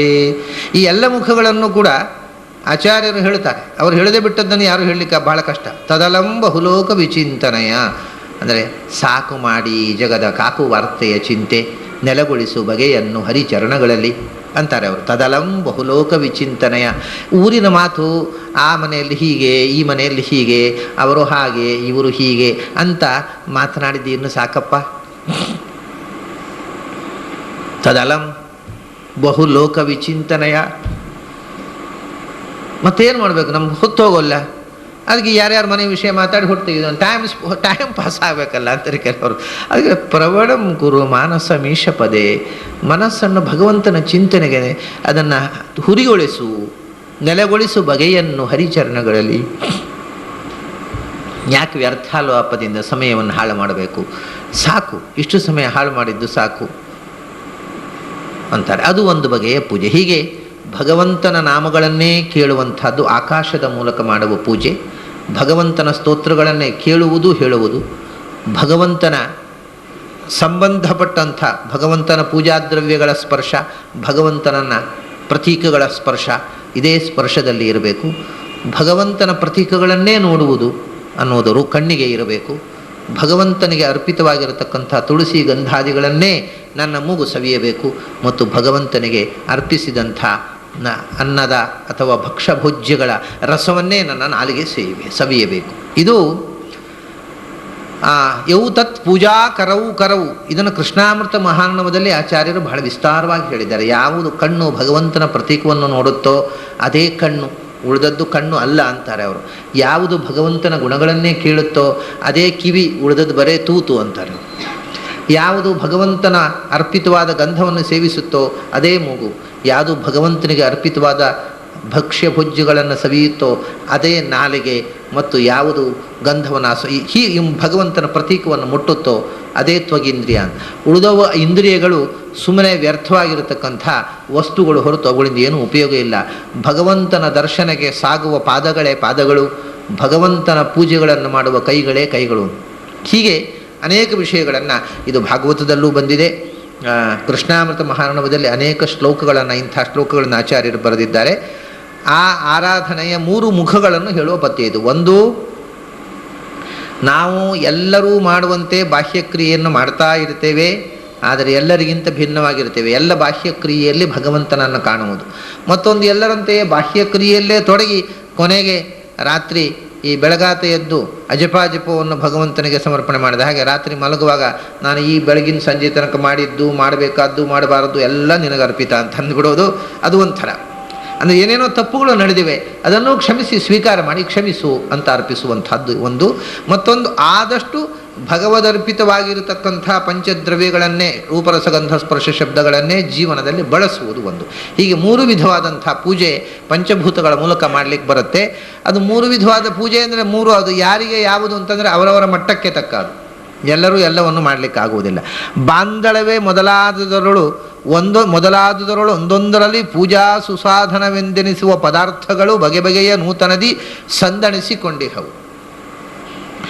ಧ್ಯಾನಕ್ಕೆ ತಂದು ಇನಿತು ಚಿಂತಿಸಿ ಇದನ್ನು ಮನಸ್ಸಿನಲ್ಲಿ ಯೋಚನೆ ಮಾಡುವಂಥ ಪ್ರಪಂಚದಲ್ಲಿ ಇರತಕ್ಕಂಥ ವಿಷಯಗಳು 5: ಶಬ್ದ, ಸ್ಪರ್ಶ, ರೂಪರಸ, ಗಂಧ.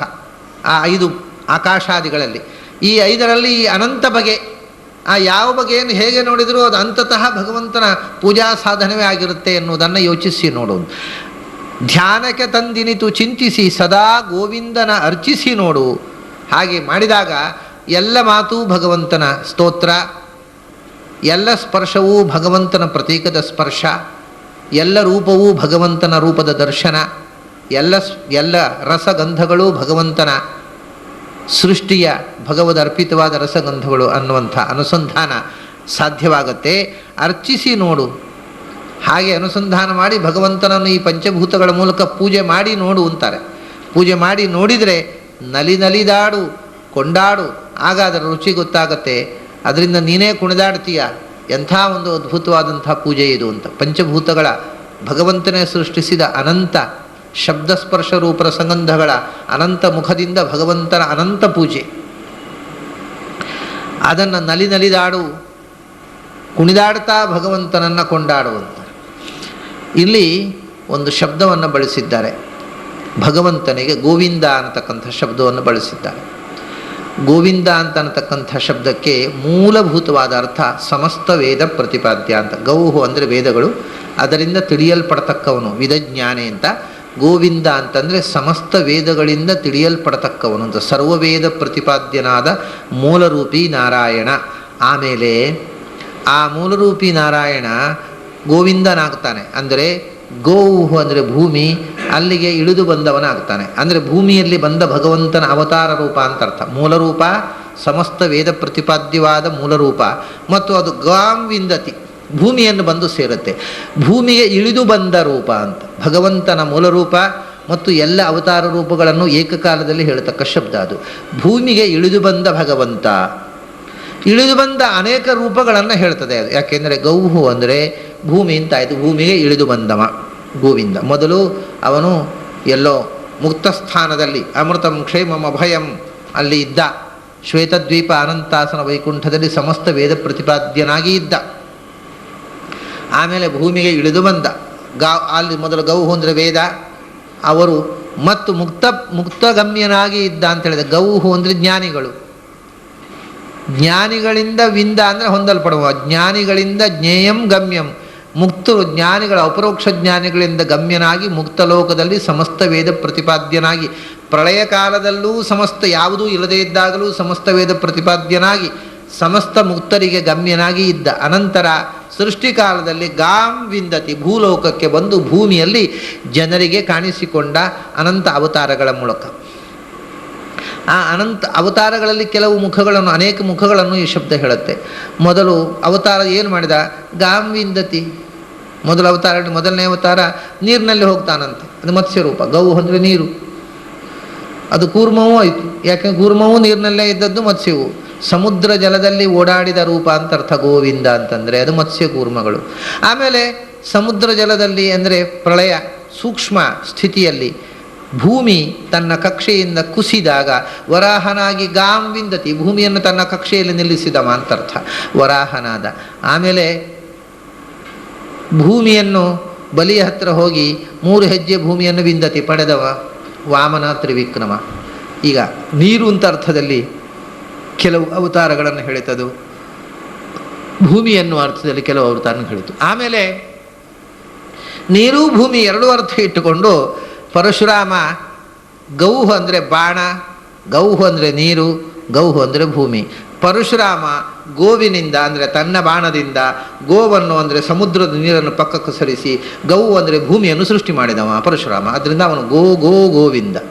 ಅವನು ಗೌಹು ಅಂದರೆ ಬಾಣ, ಬಾಣದಿಂದ ಗೋವನ್ನು ಅಂದರೆ ನೀರನ್ನು ಸರಿಸಿ ಗೋವನ್ನು ಅಂದರೆ ಭೂಮಿಯನ್ನು ಸೃಷ್ಟಿ ಮಾಡಿದ. ಪರಶುರಾಮ ಕ್ಷೇತ್ರ, ಭೂಮಿಯನ್ನು ನೀರಿನಿಂದ ಭೂಮಿಯನ್ನು ಸೃಷ್ಟಿ ಮಾಡಿದವ. ಹಾಗೆ ಪರಶುರಾಮನು ಗೋವಿಂದ.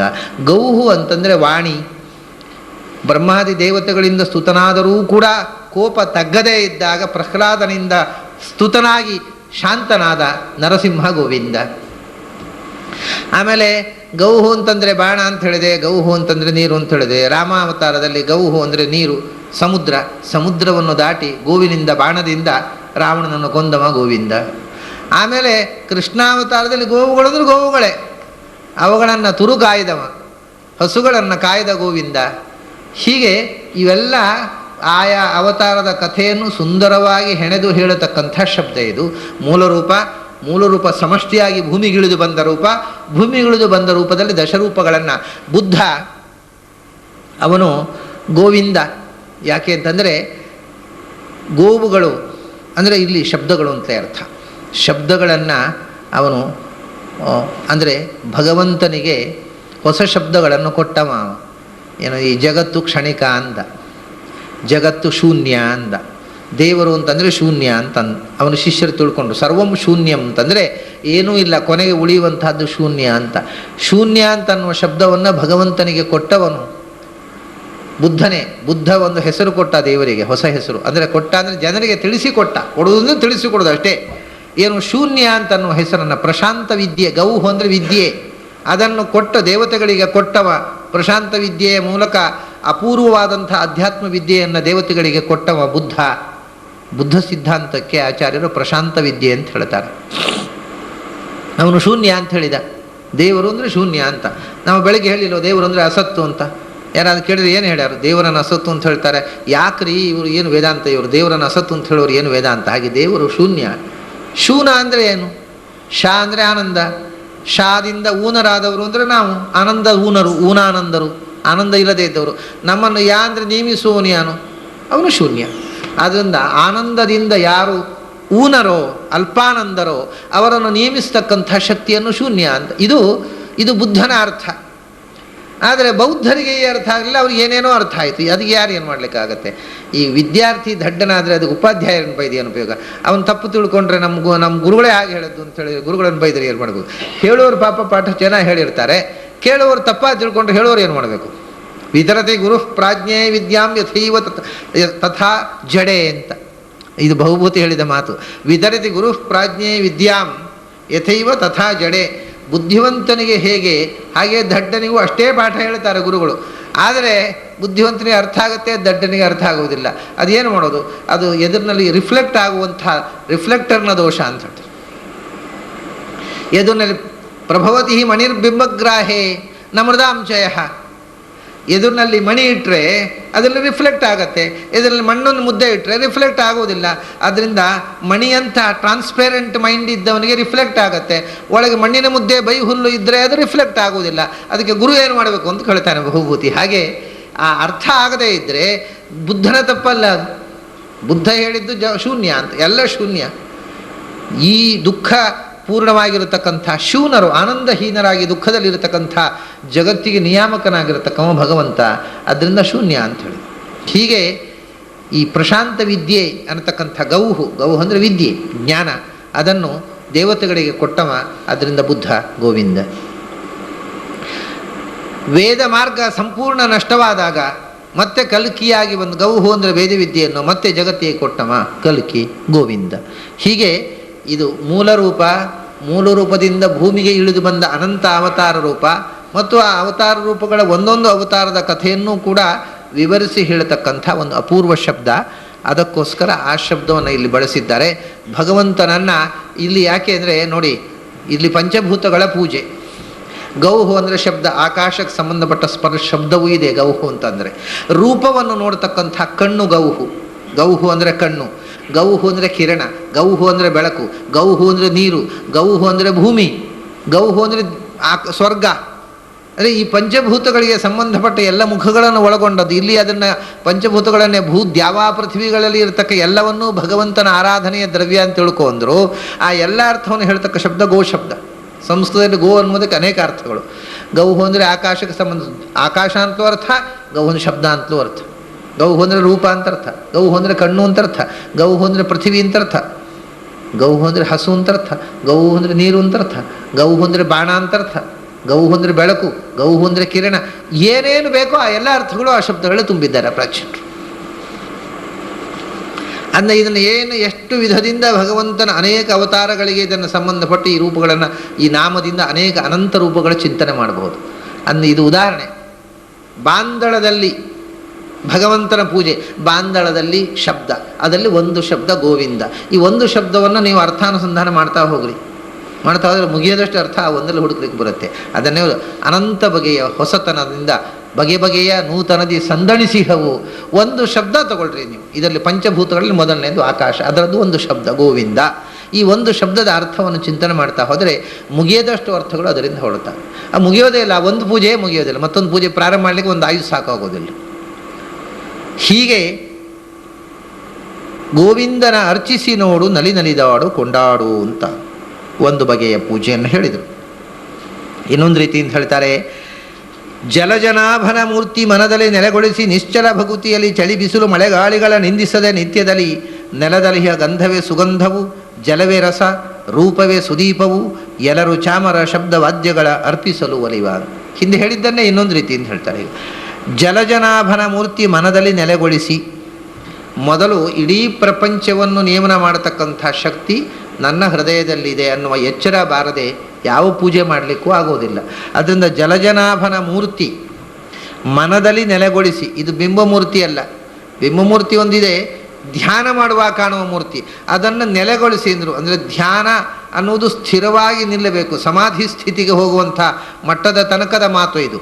ಜಲಜನಾಭನ ಮೂರ್ತಿ ಮನದಲ್ಲಿ ನೆಲೆಗೊಳಿಸಿ, ನೆಲೆಗೊಳಿಸಿ ನಿಶ್ಚಲ ಭಕುತಿಯಲ್ಲಿ, ಅದು ಮನಸ್ಸಿನಲ್ಲಿ ಸ್ಥಿರವಾಗಿ ನಿಲ್ಲುವಂತೆ ಮಾಡಬೇಕು. ನಿಲ್ಲುವಂತೆ ಮಾಡಬೇಕಾದ್ರೆ ನಿಶ್ಚಲ ಭಕುತಿ ಬೇಕು. ನಿಶ್ಚಲ ಭಕ್ತಿ ಅಂತಂದರೆ, ಚಲಭಕ್ತಿ ಅಂತಂದರೆ ಕೆಲವು ಸರ್ತಿ ಭಕ್ತಿ, ಕೆಲವು ಸರ್ತಿ ಭಕ್ತಿ ಇಲ್ಲ ಅಂತ ಆಗೋದು, ಅದು ಚಲಭಕ್ತಿ. ಕೆಲವು ಸರ್ತಿ ದೇವರಲ್ಲಿ ಭಕ್ತಿ, ಕೆಲವು ಸರ್ತಿ ಬೇರೆ ಯಾವುದಲ್ಲೋ ಭಕ್ತಿ, ಕೆಲವು ಸರ್ತಿ ಆ ದೇವರನ್ನು ಭಕ್ತಿ ಮಾಡುವ ಅಂತ, ಕೆಲವು ದಿವಸ ಆ ದೇವರನ್ನು ಭಕ್ತಿ ಮಾಡುವ, ಕೆಲವು ದಿವಸ ಈ ದೇವರನ್ನು ಭಕ್ತಿ ಮಾಡೋಣ. ಯಾವ ದೇವರಿಗೂ ಕೋಪ ಬೇಡ.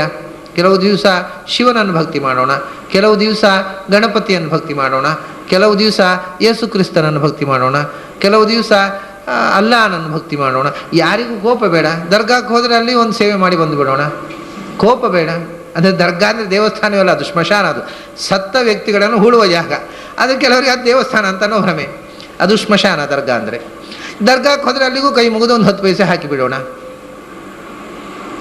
ಯಾವ ದೇವರಿಗೂ ಬೇಜಾರು ಬೇಡ, ಅದು ಛಲಭಕ್ತಿ. ಯಾಕೆಂದರೆ ಯಾರು ದೇವರೊಂದು ಗೊತ್ತಿಲ್ಲ, ಯಾರು ದೇವರೋ ಅಂತೂ ಹೋದಲ್ಲೆಲ್ಲ ಕಮ್ಮಿ. ನೀವು ದೇವರಾದರೆ ನೀವು ಉದ್ಧಾರ ಮಾಡಿ, ನೀವು ಆದರೆ ನೀವು ಉದ್ಧಾರ ಮಾಡಿ.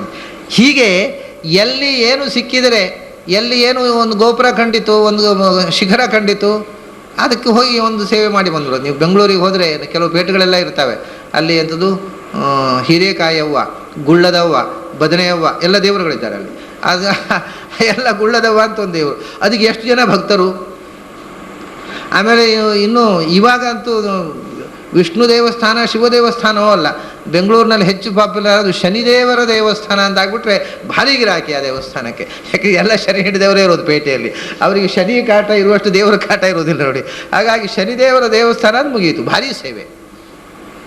ಏನು ಒಂದು ಅನನ್ಯಾಶ್ಚಿಂತೆಯಂತೋ ಮಾಂ ಯೇ ಜನಾ ಪರಿಪಾಸತೆ ತೇಷಾಂ ನಿತ್ಯಾಭಿಯುಕ್ತಾನಾಂ ಯೋಗಕ್ಷೇಮಂ ವಹಾಮ್ಯಹಂ.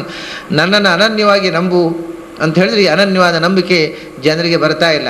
ಯಾವ ದೇವ್ರನ್ನ ನಂಬಿದರೆ ಏನಾಗುತ್ತೋ ಗೊತ್ತಿಲ್ಲ, ಎಲ್ಲ ದೇವ್ರನ್ನ ನಂಬೋದು ಚೂರು ಚೂರು. ಅದು ಯಾವ ದೇವರು ಕೈ ಹಿಡಿದು, ಯಾಕೆಂದರೆ ಅವರನ್ನು ನಂಬಿ ಇವ್ನು ಕೈ ಹಿಡಿಯುವನೋ ಇವನು ಬೇರೆ ದೇವರಿಗೆ ಸೇವೆ ಮಾಡಿಸ್ತಾನೆ, ಆ ದೇವರಿದ್ದಾನೆ ಅವನಿಗೆ ನಾವು ಬೇಡ ಅಂತವರು ಯಾವ ದೇವರು ಕೈ ಹಿಡಿಯೋದಿಲ್ಲ ಕಡೆಗೆ. ಆ ಥರ ಮಾಡಿಕೊಳ್ತಾ ಇದ್ದಾನೆ ಮನುಷ್ಯ. ಅದಕ್ಕೋಸ್ಕರ ನಿಶ್ಚಲ ಭಕ್ತಿ ಅಂತಂದರು. ಇದನ್ನೇ ಗೀತೆಯಲ್ಲಿ ಏಕಭಕ್ತಿ ಅಂತ ಹೇಳ್ತಾರೆ, ಅವ್ಯಭಿಚಾರಿಣಿ ಭಕ್ತಿ ಅಂತಂತಾರೆ, ಅಹೈತುಕಿ ಭಕ್ತಿ ಅಂತ ಹೇಳ್ತಾರೆ. ಭಾಗವತದಲ್ಲಿ ಇದನ್ನು ಬೇರೆ ಬೇರೆ ಶಬ್ದದಲ್ಲಿ ಅಹೈತುಕಿ ಭಕ್ತಿ, ಅವ್ಯಭಿಚಾರಿಣಿ ಭಕ್ತಿ, ಏಕಭಕ್ತಿ, ಅನನ್ಯ ಭಕ್ತಿ, ನಿಶ್ಚಲ ಭಕ್ತಿ, ಇವೆಲ್ಲ ಒಂದೇ ಅರ್ಥವನ್ನು ಹೇಳುವ ಶಬ್ದಗಳು. ನಿಶ್ಚಲ ಭಕ್ತಿ ಅಂತಂದರೆ ಎಂಥ ಪ್ರಸಂಗ ಬಂದರೂ ಭಕ್ತಿ ಎನ್ನುವುದು ವಿಚಲವಾಗಬಾರದು.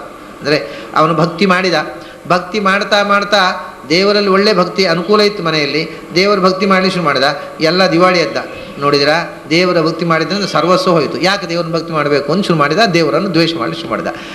ಎಂಥ ಪ್ರಸಂಗ, ಜೀವನದಲ್ಲಿ ಎಂಥ ಕಷ್ಟ ಬಂದರೂ ಭಗವಂತನ ಭಕ್ತಿ ವಿಚಾರ ಆಗಬಾರದು, ಅದು ನಿಶ್ಚಲ ಭಕ್ತಿ. ಮತ್ತು ದೇವರು ಒಮ್ಮೊಮ್ಮೆ ಒಂದೊಂದು ದೇವರಲ್ಲಿ ಅದು ಸಂಚರಿಸ್ತಾ ಇರಬಾರ್ದು, ಅದು ಅವ್ಯಭಿಚಾರಣಿ ಭಕ್ತಿ. ದಿವಸಕ್ಕೆ ಒಂದು ದೇವರನ್ನು ಭಕ್ತಿ ಮಾಡುವುದಕ್ಕೆ ಅದು ಭಕ್ತಿಯ ವ್ಯಭಿಚಾರ ಅಂತ ಹೇಳ್ತಾರೆ ಶಾಸ್ತ್ರದಲ್ಲಿ. ಅದನ್ನು ಅವ್ಯಭಿಚಾರಣಿ ಭಕ್ತಿ ಅಂದರೆ ಅದು ಒಬ್ಬ ದೇವರನ್ನು ನಂಬಿದರೆ ನಾಳೆ ಆ ದೇವರಿಗೆ ಒಂದು ಸೇವೆ ಮಾಡಿಸೋಣ, ಈ ದೇವರಿಗೊಂದು ಸೇವೆ ಮಾಡಿಸೋಣ ಅನ್ನುವ ಪ್ರಶ್ನೆ ಇಲ್ಲ. ನನಗೆ ಪ್ರಪಂಚಕ್ಕೆಲ್ಲ ಇರುವುದು ಒಬ್ಬನೇ ದೇವರು, ತಲೆಗೊಬ್ಬ ದೇವರು, ದೇಶಕ್ಕೊಬ್ಬ ದೇವರು, ಊರಿಗೊಬ್ಬ ದೇವರು, ಪೇಟೆಗೊಬ್ಬ ದೇವರು, ಮತಕ್ಕೊಬ್ಬ ದೇವರು, ಭಾಷೆಗೊಬ್ಬ ದೇವರು ಇಲ್ಲ. ಆದ್ದರಿಂದ ಅನನ್ಯಾಹ, ಅದು ಅನನ್ಯ ಭಕ್ತಿ, ಅದು ನಿಶ್ಚಲ ಭಕ್ತಿ, ಅದು ಏಕಭಕ್ತಿ, ಅದೇ ಅದು ಅವ್ಯಭಿಚಾರಣಿ ಭಕ್ತಿ. ಮತ್ತು ಆ ಭಕ್ತಿ ಅದು ಅಹೈತುಕಿ ಭಕ್ತಿಯಾಗಬೇಕು ಅಂತ ಹೇಳಿದ್ರು. ಮತ್ತೆ ಅಂದರೆ ಯಾವುದೋ ಕಾರಣದಿಂದ ಬಂದ ಭಕ್ತಿ ಆದರೆ ಹೋಗಿಬಿಡ್ತದೆ ಅದು. ದೇವರಿಗೆ ಒಂದು ಹರಕೆ ಹೇಳಿಕೊಂಡ, ಇವನಿಗೆ ಬೇಕಾದಷ್ಟು ಸಂಪತ್ತು ಬಂತು, ಈ ದೇವರು ಒಳ್ಳೆಯ ದೇವರು, ಆಮೇಲೆ ಅದು ಸಂಪತ್ತು ಹೋಯಿತು, ಉಪಯೋಗ ಇಲ್ಲರಿ ಆ ದೇವರು. ಒಂದು ಕಾರಣದಿಂದ ನೀವು ಮಾಡಿದ ಭಕ್ತಿ ಆಗಿದ್ದರೆ ಆ ಕಾರಣ ಹೋದಾಗ ಭಕ್ತಿಯೂ ಹೋಗುತ್ತೆ. ಅದರಿಂದ ಭಕ್ತಿಗೆ ಒಂದು ನಿಮಿತ್ತ ಇರಬಾರದು ಅಂತ. ನನಗೆ ಇಂಥದ್ದು ಆದ್ದರಿಂದ ದೇವರನ್ನು ಭಕ್ತಿ ಮಾಡಿದ್ರೆ ಅದು ಹೋದರೆ ಹೋಗ್ತದೆ ಭಕ್ತಿ, ಅದು ಪುನಃ ಛಲ ಆಯಿತು. ಸಹೇತುಕ ಭಕ್ತಿ ನಿಶ್ಚಲ ಆಗಿರುವುದಿಲ್ಲ. ಭಕ್ತಿ ಅನ್ನೋದು ಏನು ಇರಲಿ ಇಲ್ಲದೇ ಇರಲಿ, ಅದು ಅಹೇತುಕವಾಗಿ, ಯಾವುದೋ ಒಂದು ಲಾಭಕ್ಕೋಸ್ಕರ ಅಲ್ಲ, ಲಾಭವನ್ನು ಪಡೆಯೋದಕ್ಕೋಸ್ಕರವೂ ಅಲ್ಲ, ಯಾವುದೋ ಲಾಭವನ್ನು ಪಡೆದದ್ದಕ್ಕೋಸ್ಕರವೂ ಅಲ್ಲ, ನಿಷ್ಕಾರಣವಾದ ಭಕ್ತಿ, ಅದೇ ನಿಶ್ಚಲ ಭಕ್ತಿ. ಕಾರಣ ಇದ್ದರೆ ಆ ಕಾರಣ ಹೋಗುವಾಗ ಭಕ್ತಿ ಹೊರಟೋಗ್ಬಿಡುತ್ತೆ. ಅಂಥ ನಿಶ್ಚಲ ಭಕ್ತಿ ಇದ್ದಾಗ ಮನಸ್ಸು ಭಗವಂತನಲ್ಲಿ ನಿಶ್ಚಲವಾಗಿ ನೆಲೆಗೊಳ್ಳುತ್ತೆ. ಅದನ್ನೇ ಜಲಜನಾಭನ ಮೂರ್ತಿ ಮನದಲ್ಲಿ ನೆಲೆಗೊಳಿಸಿ ನಿಶ್ಚಲ ಭಕುತಿಯರಿ. ಜಲಜನಾಭ, ಜಲಜನಾಭ ಅಂತಂದರೆ ಕಮಲ ಹೊಕ್ಕುಳಲ್ಲಿ ಇರುವವ ಅಂತ ಅರ್ಥ. ಕಮಲ ಹೊಕ್ಕುಳಲ್ಲಿ ಇರುವುದು ಅಂತಂದರೆ ಭಗವಂತ ಇದನ್ನು ಅಜಸ್ಯ ನಾಭೌ ಅಧ್ಯೇಕಮರ್ಪಿತಂ ಯಸ್ಮಿನ್ ವಿಶ್ವ ಭುವನಾನಿ ತಸ್ಥು ಅಂತ ವಿಶ್ವಕರ್ಮ ಸೂಕ್ತದಲ್ಲಿ ಒಂದು ಮಾತಿದೆ. ಅಜಸ್ಯ ನಾಭೌ ಅಧಿ ಏಕಮರ್ಪಿತಂ, ಹುಟ್ಟದವನ ಹೊಕ್ಕುಳಲ್ಲಿ ಒಂದು ಹುಟ್ಟಿತು ಅಷ್ಟೇ ಹೇಳಿದವರು. ಏನು ಹುಟ್ಟಿತು ಅದನ್ನು ಕಮಲಾಂತರ ವೇದ ಹೇಳುವುದಿಲ್ಲ. ಅಜಸ್ಯ ನಾಭೌ ಅಧ್ಯೇಕಮರ್ಪಿತಂ, ಹುಟ್ಟದವನು ಅಜ, ಹುಟ್ಟದವನ ಹೊಕ್ಕುಳಲ್ಲಿ ಒಂದು ಹುಟ್ಟಿತು. ಏನು ಅಂದರೆ ಯಸ್ಮಿನ್ ವಿಶ್ವ ಭುವನಾನಿ ತಸ್ಥು, ಆ ಹುಟ್ಟಿದ್ದುಂಟಲ್ವ ಅದರಲ್ಲಿ ಎಲ್ಲ ಪ್ರಪಂಚಗಳು ಅಡಗಿವೆ.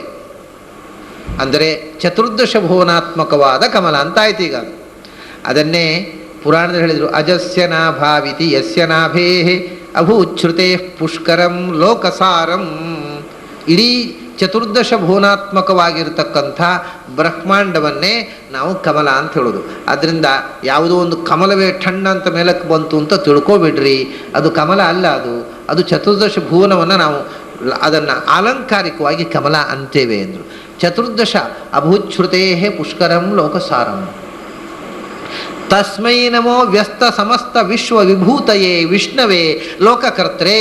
ಯಾರ ಹೊಕ್ಕುಳಿಂದ ಚತುರ್ದಶ ಭುವನಾತ್ಮಕವಾದ ಬ್ರಹ್ಮಾಂಡ ರೂಪವಾಗಿರತಕ್ಕ ಕಮಲ ಮೂಡಿಬಂತೋ ಅವನು ಜಲಜನಾಭ. ಅಂದರೆ ವಿಶ್ವವನ್ನು ಸೃಷ್ಟಿ ಮಾಡಿದ ಶಕ್ತಿ ಅಂತ ಅರ್ಥ. ತನ್ನ ಪ್ರಳಯ ಕಾಲದಲ್ಲಿ ಒಡಲಲ್ಲಿ ಇದ್ದಂಥ ವಿಶ್ವವನ್ನು ಸೃಷ್ಟಿಕಾಲದಲ್ಲಿ ಹೊರಕ್ಕೆ ತಂದು ಸೃಷ್ಟಿಯ ವಿಕಾಸ ಮಾಡಿದವನು ಜಲಜನಾಭ. ಅಂದರೆ ವಿಶ್ವವನ್ನು ಸೃಷ್ಟಿ ಮಾಡಿದ ಶಕ್ತಿ ಅಂತ ಅರ್ಥ. ಜಲದಲ್ಲೇ ಹುಟ್ಟಿದ್ದು, ಮತ್ತೆ ಅದು ಬ್ರಹ್ಮಾಂಡ ಹುಟ್ಟಿದ್ದು ಜಲದಲ್ಲೇ. ಅಪಏವ ಸಸರ್ಜಾದವು, ಮೊದಲು ಸೃಷ್ಟಿಯಾಗಿರತಕ್ಕಂಥದ್ದು ಸೂಕ್ಷ್ಮ ಜಲ.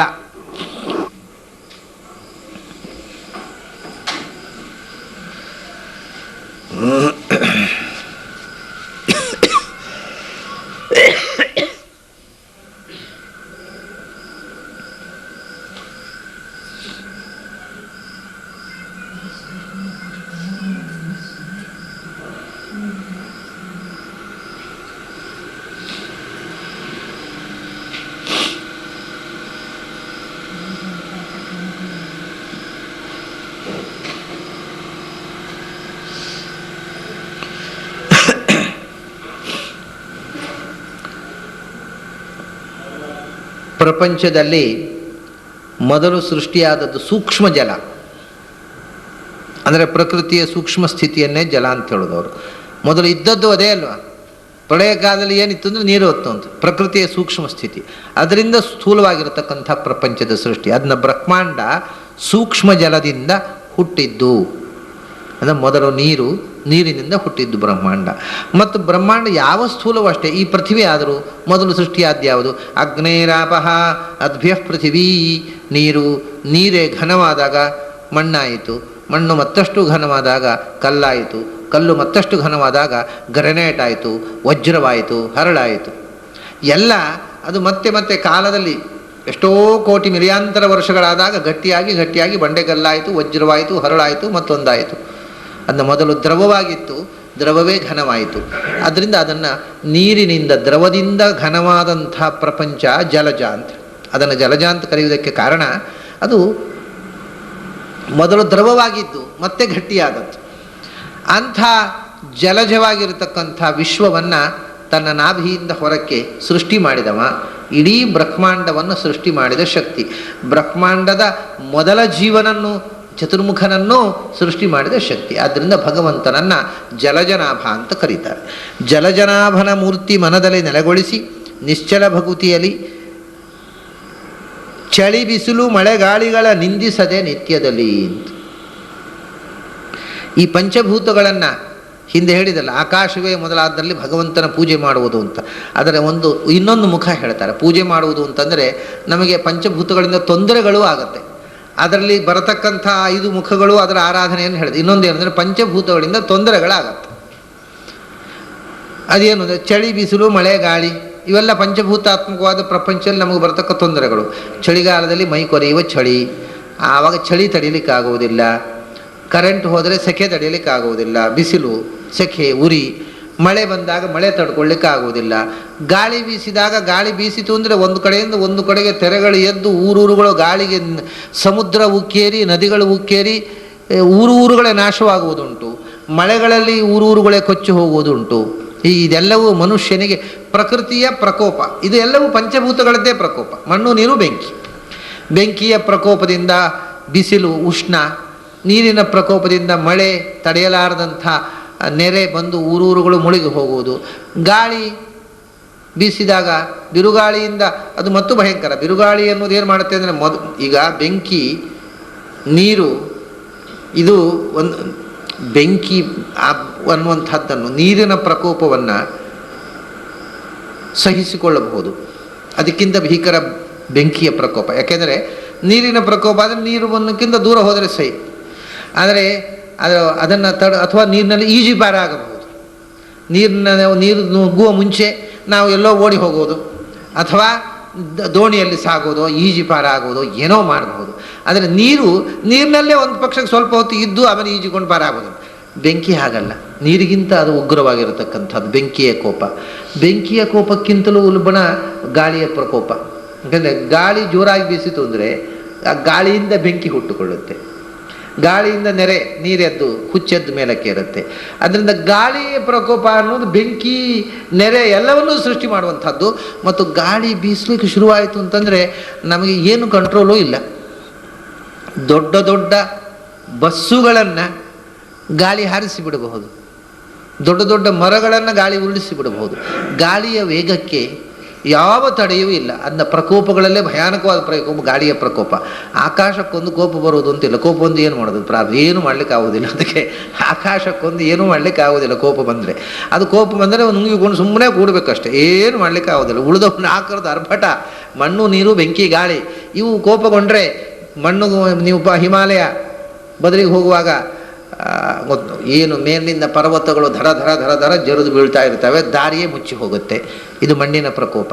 ನೆರೆ ಬಂದು ನೀರು ನುಗ್ಗಿ ಬಿಟ್ಟರೆ ನೀರಿನ ಪ್ರಕೋಪ, ಬೆಂಕಿ ಹಬ್ಬಿ ಬಿಟ್ಟರೆ ಬೆಂಕಿಯ ಪ್ರಕೋಪ. ಗಾಳಿ ಅಂತೂ ಎಲ್ಲವನ್ನು, ಪರ್ವತ ಉರುಳಿಸುವುದು ಗಾಳಿ, ನೆರೆ ಬರೆಸುವುದು ಗಾಳಿ, ಬೆಂಕಿ ಹೆಚ್ಚಿಸುವುದು, ಇಡೀ ಕಾಡುಗಳನ್ನು ಕಾಲ್ಗಿಚ್ಚು ಸೃಷ್ಟಿ ಮಾಡಿ ಸುಡುವುದು ಗಾಳಿ. ಗಾಳಿ ಅನ್ನೋದು ಈ ಎಲ್ಲ ಪ್ರಕೋಪಗಳಿಂದ ಬಲಿಷ್ಠವಾದ. ಇವೆಲ್ಲ ಪ್ರಕೃತಿಯ ಪ್ರಕೋಪಗಳು. ಅದನ್ನು ಹೇಳ್ತಾರೆ ಅವರು, ಚಳಿ ಬಿಸಿಲು ಮಳೆಗಾಳಿಗಳ ನಿಂದಿಸದೆ ನಿತ್ಯದಲ್ಲಿ ಅಂತ.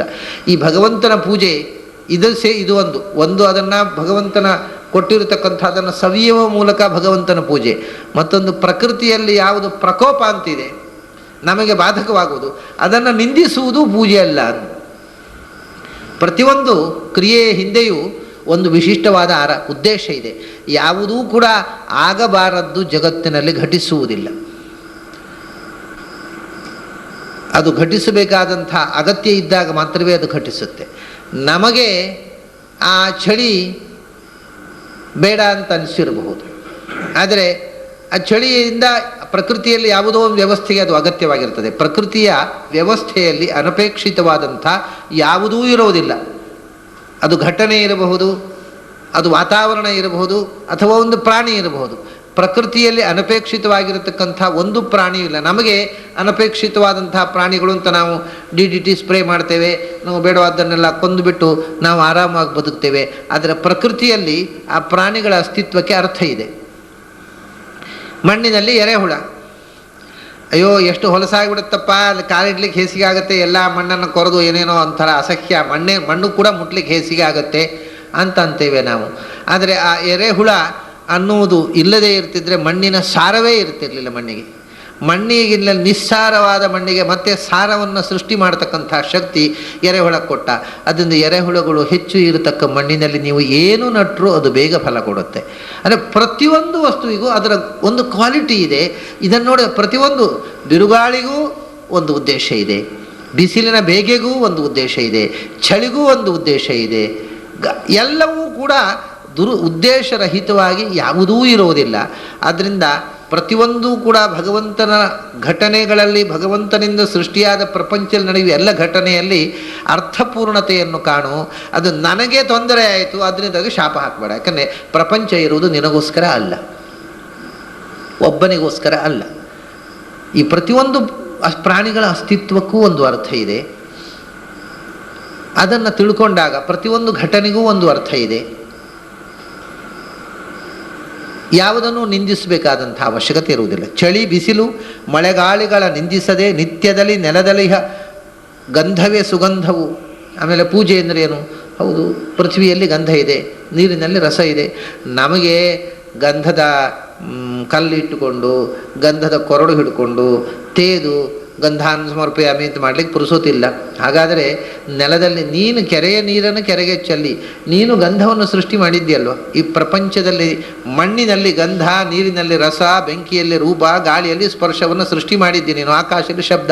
ಆದ್ದರಿಂದ ನೆಲದಲ್ಲಿರತಕ್ಕಂಥ ಗಂಧವೇ ನಿನಗೆ ಗಂಧಾನ್ ಸಮರ್ಪಯಾಮಿ. ಆಮೇಲೆ ರಸವೇ ಜಲವೇ ರಸ, ನೀರಿನಲ್ಲಿ ರಸವನ್ನು ಸೃಷ್ಟಿ ಮಾಡಿದ್ದೀನಿ ನೀನು. ಎಲ್ಲ ರಸಗಳು ನೀರಿನಲ್ಲಿರುವುದು. ಆದ್ದರಿಂದ ಒಂದು ಚಮಚ ಉದ್ಧರಣೆ ನೀರು ತೆಗೆಯುವುದು ಸರ್ವರಸಾನ್ ಸಮರ್ಪಯಾಮಿ ಅಂದರೆ ಬರೀ ಹೇಳುವುದಂತಲ್ಲ. ನಾನು ಹೇಳೋದು ಇದು, ಪ್ರಪಂಚದಲ್ಲಿ ನೀನೇ ಸೃಷ್ಟಿ ಮಾಡಿದಿ. ನೀನು ಸೃಷ್ಟಿ ಮಾಡಿದ ರೂಪರಸಗಳೇ ಎಲ್ಲ ರಸಗಳು ನೀನು ಸೃಷ್ಟಿ ಮಾಡಿದ್ದೆ, ಅದು ನಿನಗೆ ಅರ್ಪಿತ. ಹಾಗೆಯೇ ರೂಪವೇ ಸುದೀಪವು. ಪ್ರಪಂಚದ ನಾನಾ ವಿಧವಾದ ರೂಪಗಳು, ಬೆಳಕನ್ನು ಸೃಷ್ಟಿ ಮಾಡಿದ್ದಿ. ಪ್ರಪಂಚದಲ್ಲಿರುವ ಬೆಳಕು, ನೀನು ಹಚ್ಚಿದ ಬೆಳಕಿಗಿಂತ ದೊಡ್ಡ ಬೆಳಕು ನಾನು ಏನು ಹಚ್ಚುವುದು? ಬೆಳಗಾತ ಆಕಾಶದಲ್ಲಿ ದೊಡ್ಡ ದೀಪ ಹಚ್ಚಿಟ್ಟಿರ್ತೀಯ, ರಾತ್ರಿ ಚಂದ್ರ ಸೂರ್ಯ ಚಂದ್ರರಿಗಿಂತ ದೊಡ್ಡ ಹಣತೆಯ ದೀಪ ನಾನೇನು ಇಡೋದು? ಅದೇ ನಿನ್ನ ದೀಪ.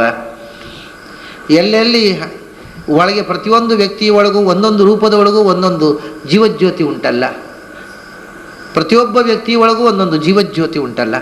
ಅದರಿಂದ ಅದೆಲ್ಲ ನೀನು ಹಚ್ಚಿಟ್ಟ ಹಣತೆಗಳು, ಅನಂತ ಹಣತೆಗಳು ಹಚ್ಚಿಟ್ಟಿದ್ದೀಯಾ, ಅದು ನಿನಗೇ ಅರ್ಪಿತ. ಸೂರ್ಯಚಂದ್ರರನ್ನು ಮಹಾಜ್ಯೋತಿಯನ್ನು ಹಚ್ಚಿಟ್ಟಿದ್ದೀಯಾ, ಅದು ನಿನಗೆ ಅರ್ಪಿತ. ಈ ಪ್ರಪಂಚದಲ್ಲಿ ಹರಿಯುವ ನದಿಗಳಲ್ಲಿ ಇರತಕ್ಕಂಥ ಎಲ್ಲ ರಸಗಳು ನಿನಗೆ ಅರ್ಪಿತ. ಭೂಮಿಯ ಎಲ್ಲ ಗಂಧ ನಿನಗೆ ಅರ್ಪಿತ.